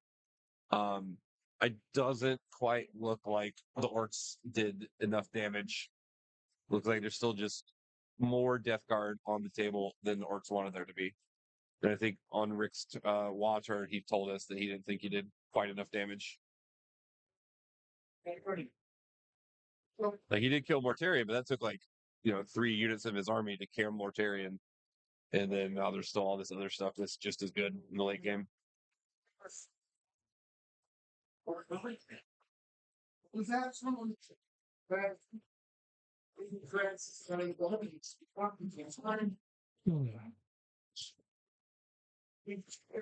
I'll also tell you right now, those Deathstrap Terminators in the middle of the table, they're not going to die. Orcs have a notoriously bad problem into killing things with a 2-up armor save, especially the things that are above T5, which those Deathstrap Terminators happen to be both.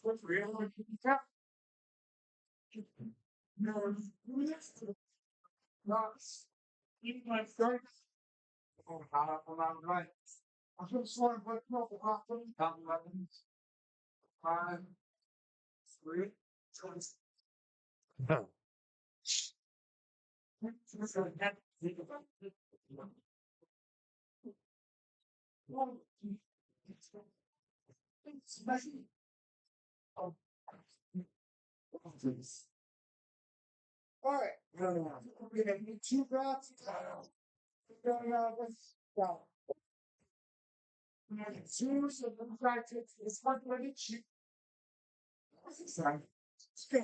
So one guy takes the root. That's one is not equal minus like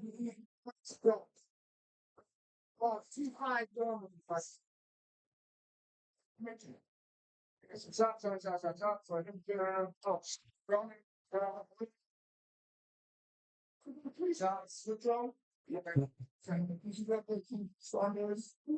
So there's only about 25 minutes left in this round. We should be getting a pretty good, clear picture of who we're going to be seeing in the top 8 moving forward. Now, the way this tournament is set up is that it is a 7-round tournament. There's not a cut to a top 8, but after this round, the top 8 players are realistically the ones who are fighting to win the tournament.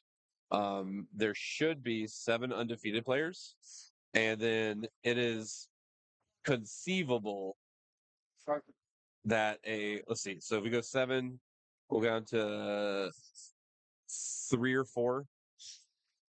Yeah. So no, only the 7 players. The person who's the top of the 1 loss people still is like a shot at like second for sure. But I believe after this round, barring something ridiculous happening, like getting 2 matches that both have draws, then only undefeated players are going to be alive to win the entire tournament. So we will know the 7 people that have a chance to win the tournament.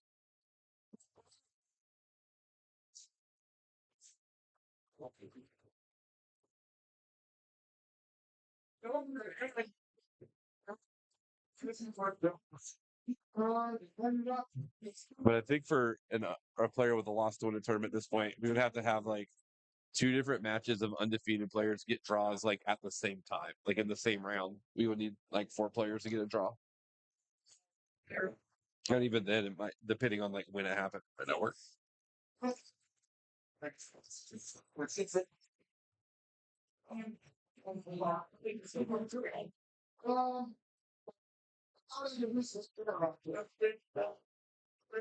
So yeah, I mean we're gonna have 7 and then a pair down, which means we're guaranteed a minimum of 3 or 4. We're either gonna have 3 or 4 people with 5 wins at the end of today. Again, unless there's multiple rounds with a draw, which would then go to, let's say we go on the top side, 4 undefeateds at the beginning of round 6, 2 undefeateds at the beginning of round 7. So in round 7 there'd be 1 undefeated. We have 3 undefeateds at the beginning of tomorrow. Yeah, no, that's fair. There is a chance for a 1-loss person to win the tournament. It would involve them needing to beat an undefeated player 3 times. The person who has lost a game, who's at the top of that bracket, would have to win the pair down 3 times to win the tournament, which is not impossible, but they're going to have to beat undefeated. I mean, to be fair, all these players are going to have to beat undefeated players at this point. So, but there is an outside chance that a player with a loss winning the tournament.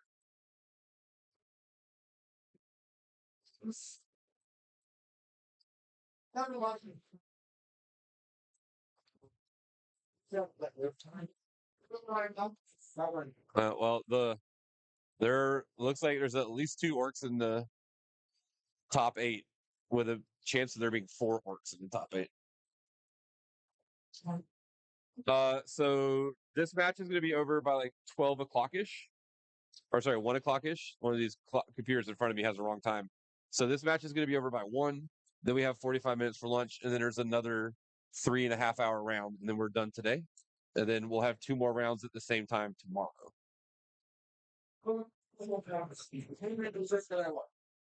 Yeah, 1 Eastern.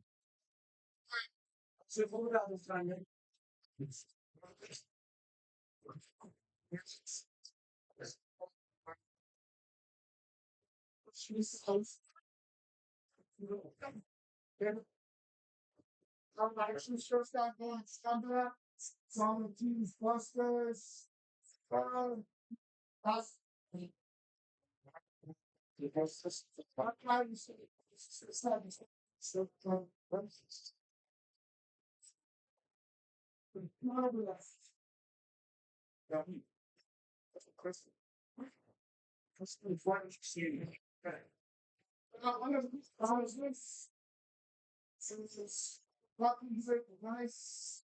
All the window this. What's up? One at -2. The damage.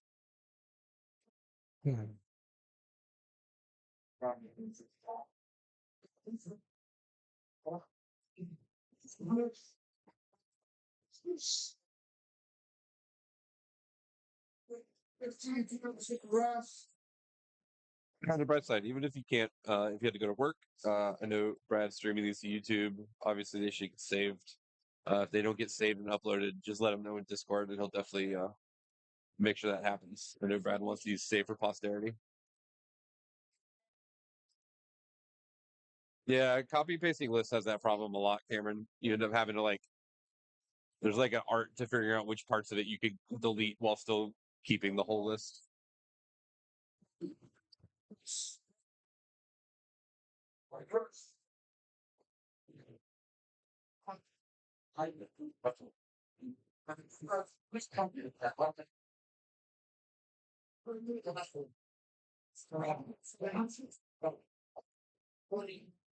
So what's about seven person.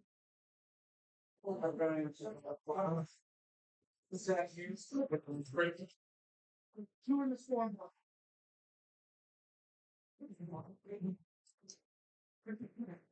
One of the guys is Steve Police. One of the book. First, you have all the flash bill and there's two. Right, nothing flash bit. Two in the storm boy. Two in the those two in the shoes. Three guys. How many else? That's one. Okay. I see that. One of their works. In the end, it's fine. 2 months. Flash bit. 200 express. One. I really want this. Become 6. I want to see this image come before the door by the people's channel. Oh, it's kind of one. Okay. Yeah, right back here. That's because I think but that's Our orcs are still trying to make a game of it. They're definitely running out of resources for sure.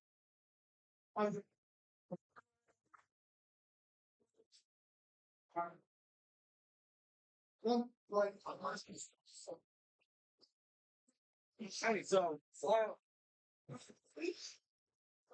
secondary for me. So 8 secondary points for men.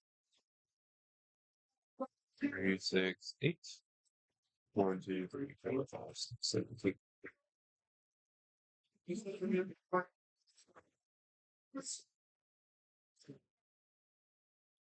Rick, what's your primary? 15 for Rick.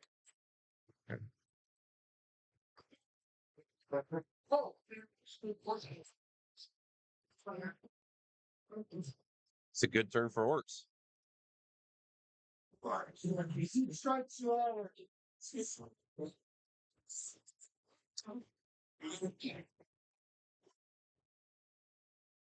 If you're ever going to be head for his health,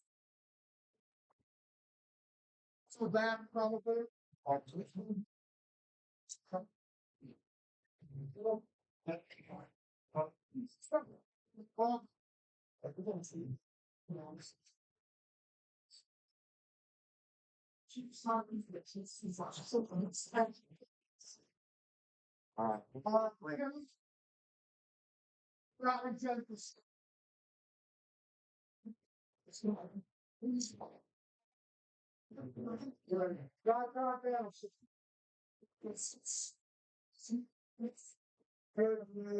don't even know how to imagine that, Cameron. No. What is one, two, okay.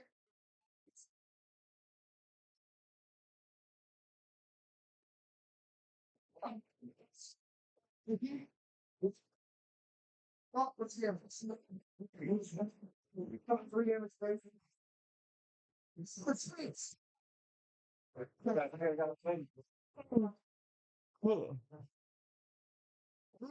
Let's stay there, hold until 10.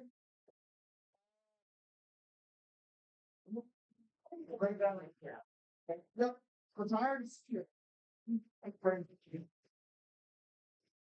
Well, it's kind of like they have that for Def Dread or the Dread Mob, where they push the button and random things happen.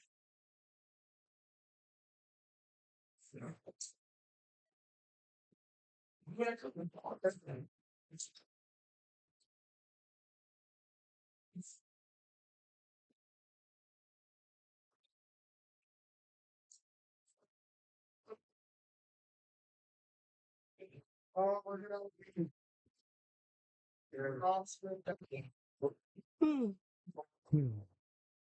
A little bit. Rick is doing a good job of keeping this close. It definitely looked grimmer for Rick right after that wall turn. But remember, Rick's going second. Like, he's just got to stay within striking range.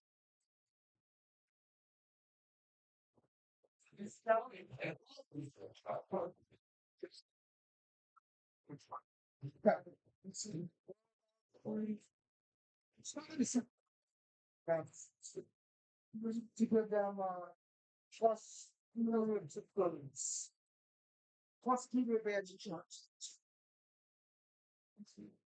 Okay. Sorry.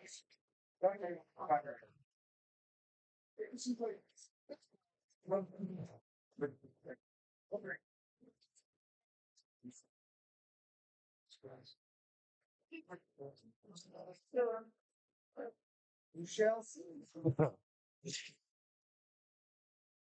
That's fine. Lots of deliveries. The Grots are getting into action now.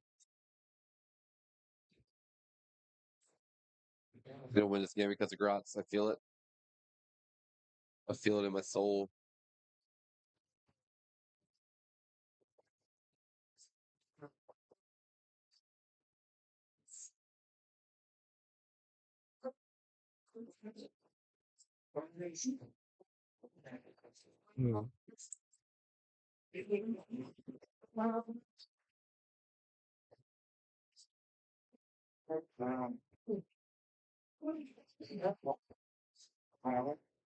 See how cool. I know I can get some 6-6.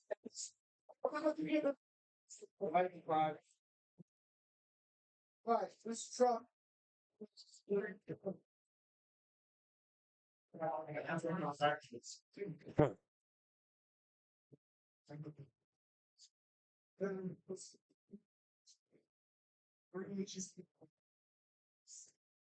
Pivot.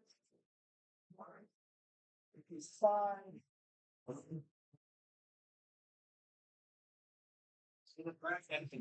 Fixing the where.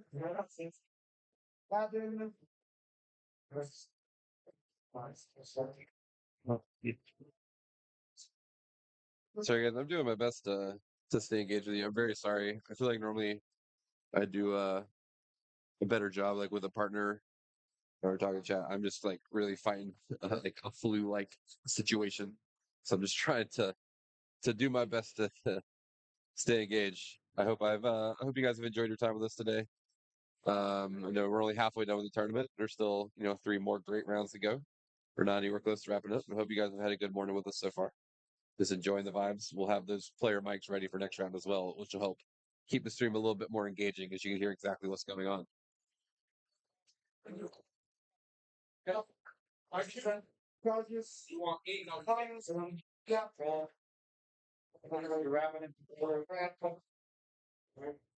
Wrong guy.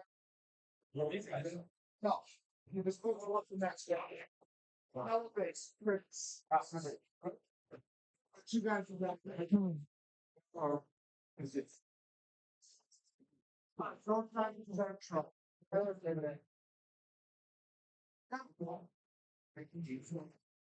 Stop. Right now.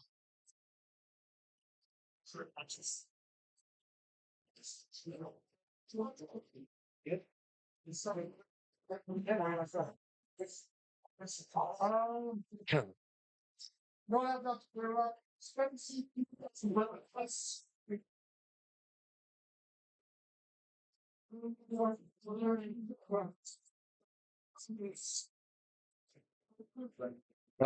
I think the amount of like trash talking, which I assume you're asking, Harold, it varies more. It varies based on like how well you know your opponent. I don't think I've ever. I've definitely. I'm sure it has happened. I've never seen anyone like shit talk their opponent if they didn't know who they were. Like I've never seen anyone like roll up to a table with a stranger and just start immediately trash talking them. I'm sure it has happened. I think it used to happen more a long time ago. Nowadays, it's everything's a lot more cordial.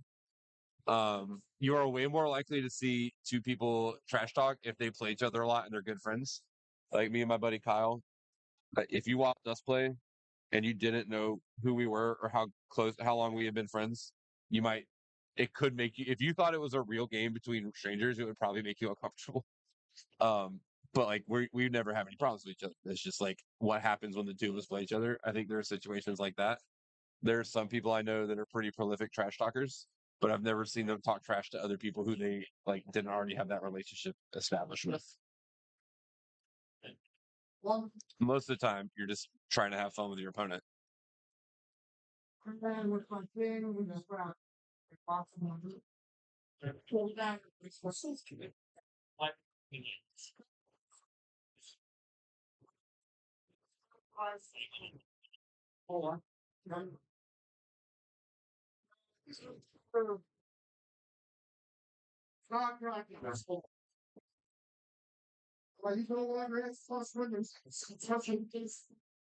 Yeah, like that could happen, Cameron. Like that definitely has been like people have stood between or behind me and Kyle before and like thought we were arguing with each other when we weren't, or thought we were having an uncomfortable game when we weren't.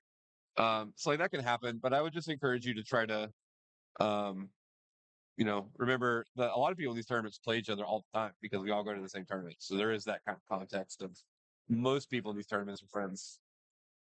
Yeah, like friendly banter can happen, but like 7 for Rick's second base. 23.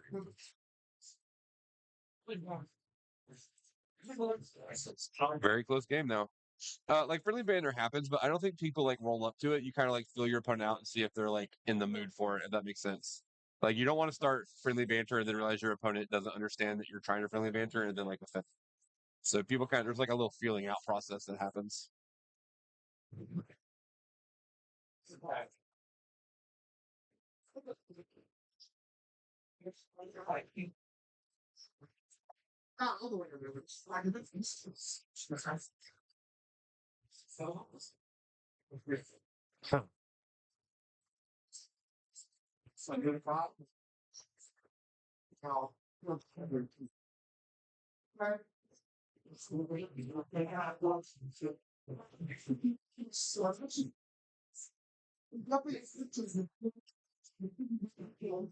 I mean, I will say, Harold, it's a lot of people, most people play 40K at home with their friends, and then you can do whatever you want.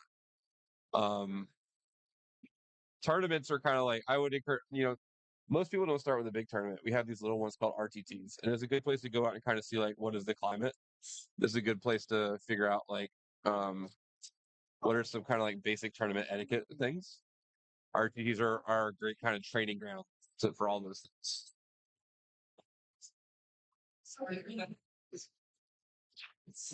so I will 1 inch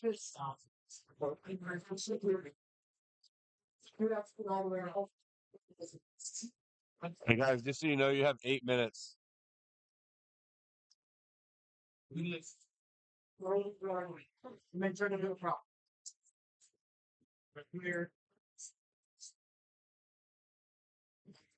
What was your primary? 10.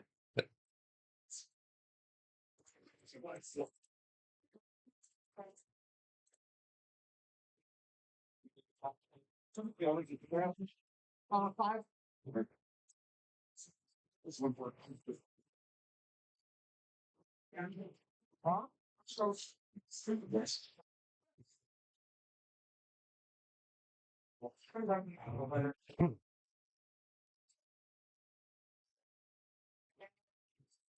Yeah, keep in mind, no one gets to that level without years and years and years of practice. So like everyone kind of starts at the same painting place, but painting is it's just like playing the game. If you want to be good at it and you're willing to put the time into it, you can. Everything about this hobby, if you want to be good at it, you can be.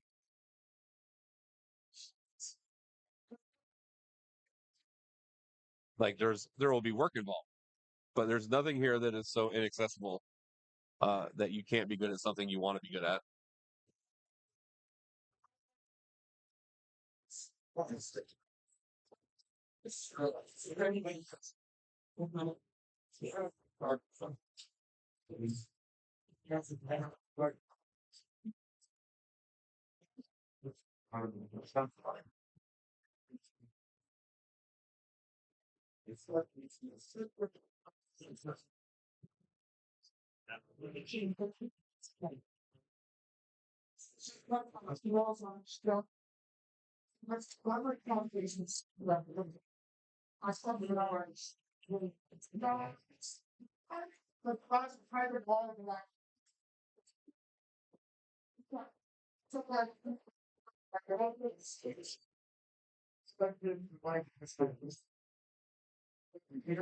Rick and Ben are talking about Rick thinks he may have put an objective in a place that's going to end up costing him the game.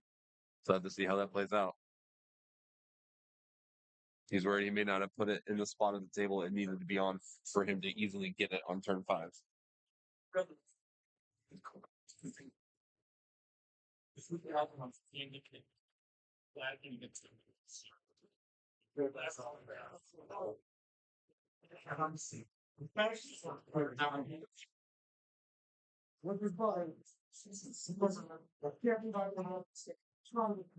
Might not.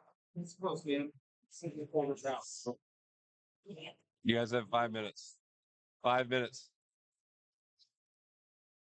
Yeah, so throwing record probably be this one's always on right one guys. I said not a couple of go. We say I'm for I going through sheets.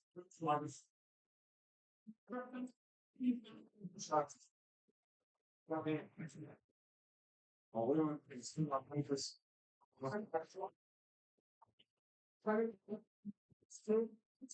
It's fine. It'll be nice.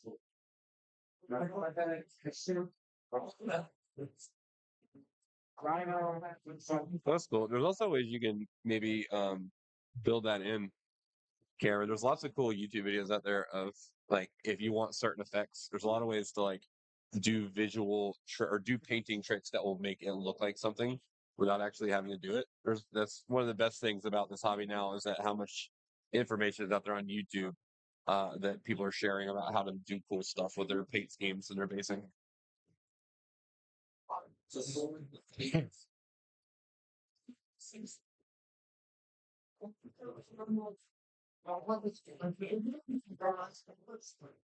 We're going to you know.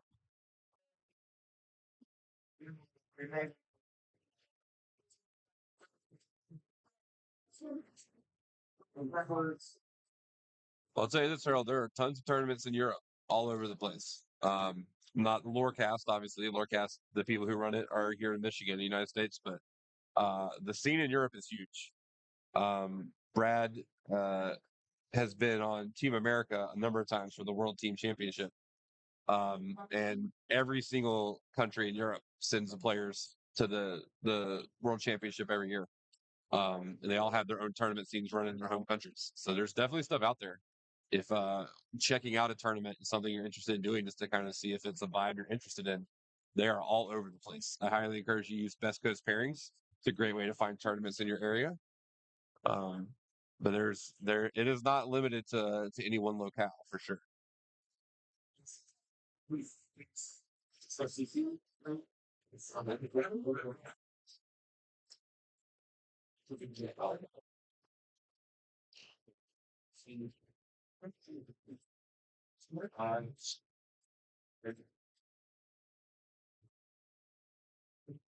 Oh yeah.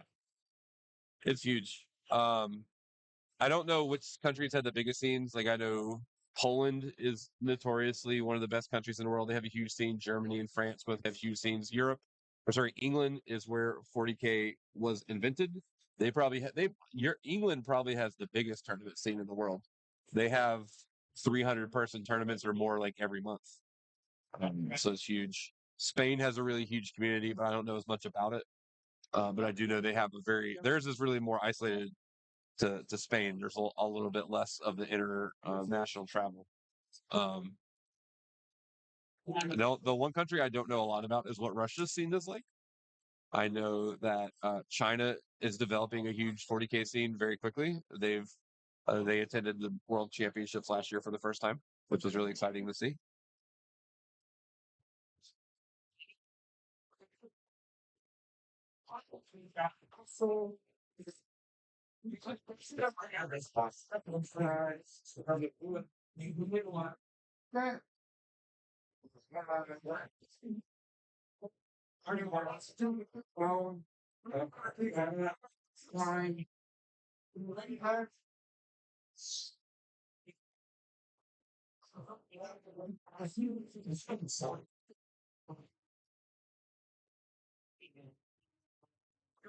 I mean, that's what a lot of people love to do, Cameron, is they'll turn on these streams on the weekend, just kind of vibe with people playing 40K, just build and paint models while it's playing in the background. It's a good weekend if you ask me.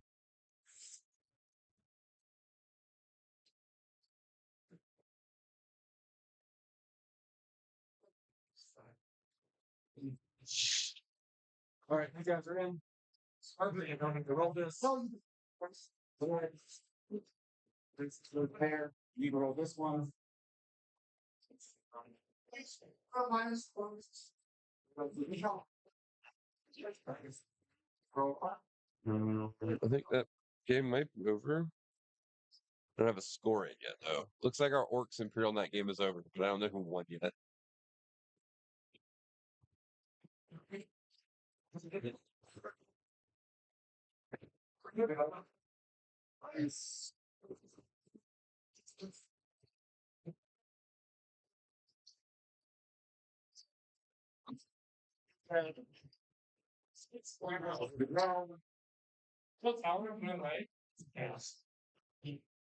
One nice.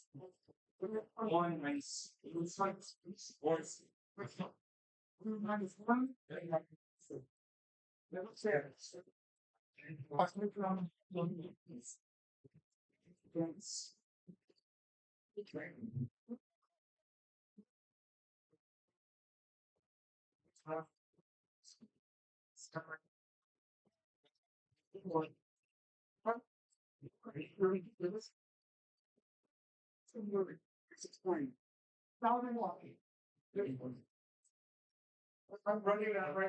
All right, so it's going to come down to a nail biter. There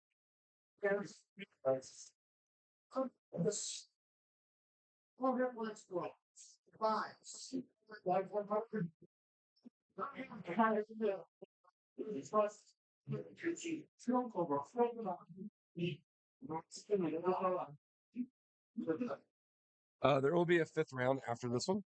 This stream will end, and then there's a fifth round scheduled. A stream for a fifth round scheduled, and that one will start up. And then there'll be two more tomorrow as well.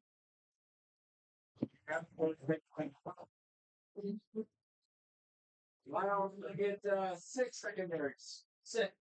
All right, so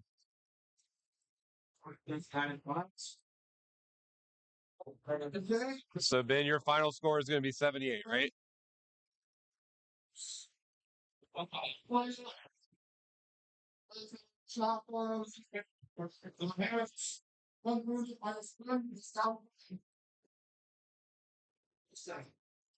So Ben, your final score is going to be 68, right? Your final points are going to be 78 with paint. Yeah. Okay.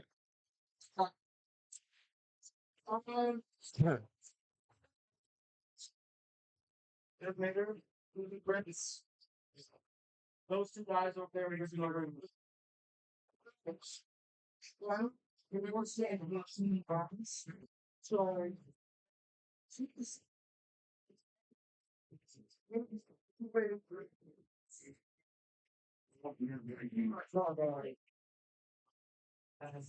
So they're down to the final turn of the game. Rick needs to figure out how to score 21 points to win. If Rick can score 20, he ties. 21, he'll win. Anything less than 20, and Ben will win the game. So Rick is taking stock of things. He's going to have to hold 3 objectives, and he's going to have to score 6 points on secondaries to win the game. He can only score a max of 15 on primary. And that's not even guaranteed, but that's the first step.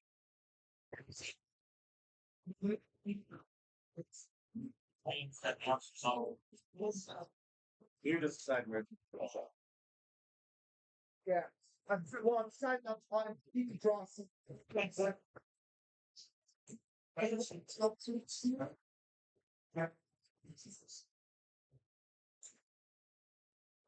Thank you, Harold. Have a good time at work.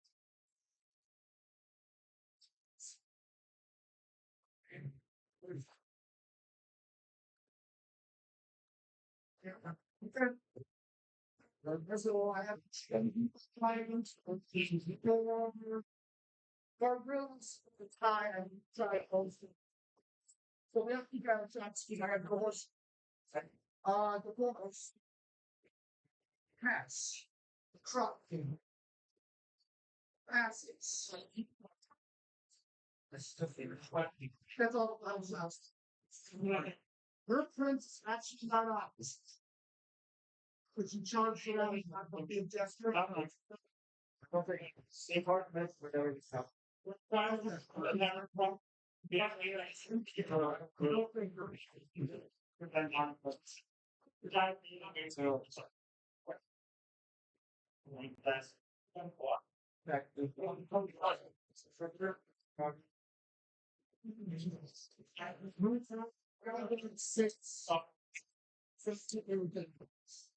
It's right up on the court.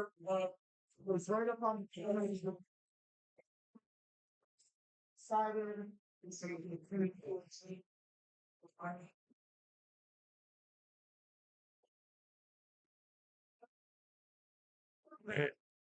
This Orcs Imperial Knights game is over. The players are socializing. I have no idea who won. What is the mission? So what's so? Yeah.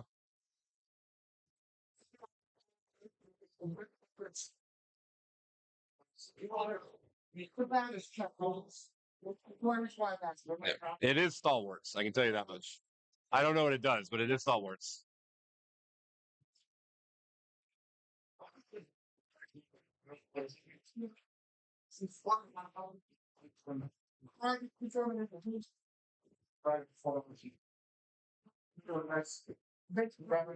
Yeah, they're finishing the second half of turn 5. Right here? Yeah. Right.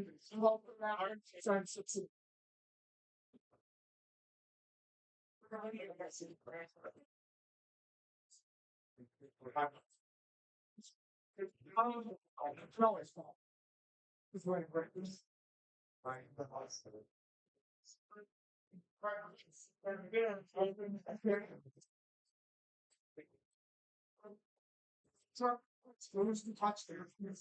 I don't know. You're dead. I'm going to try to fall back. I pass, so I should be able to fall back in a way where I'm touching the exact way. I hope that's bigger than this truck will move here. Side road. You know what? Here.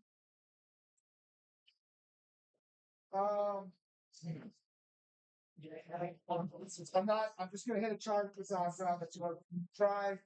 He's setting it up. He's found the points. He's got to get stuff to go his way now. I don't think a 4 does it.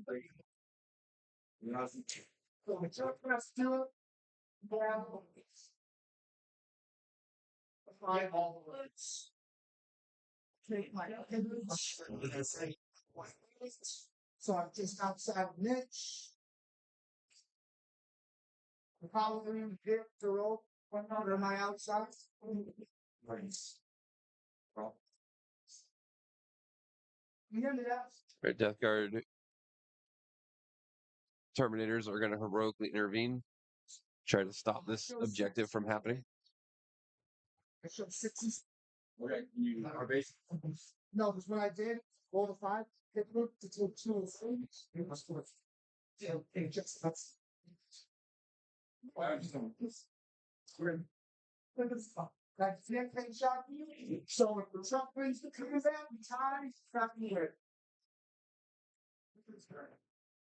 So what Rick did was he made his orc or truck use extra movement so that he could stay far away enough from the death round.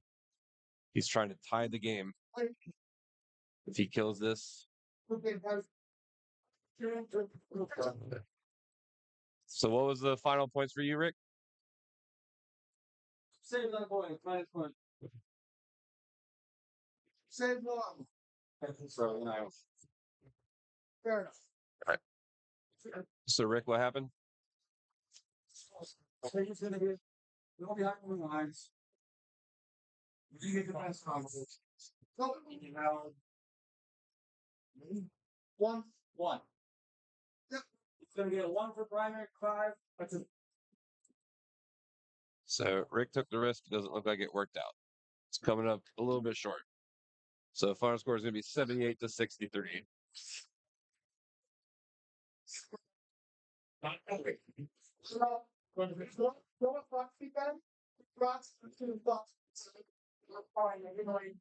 saw you doing this. All right, so it looks like Orcs beat Imperial Knights, and then we have Death Guard beating Orcs here.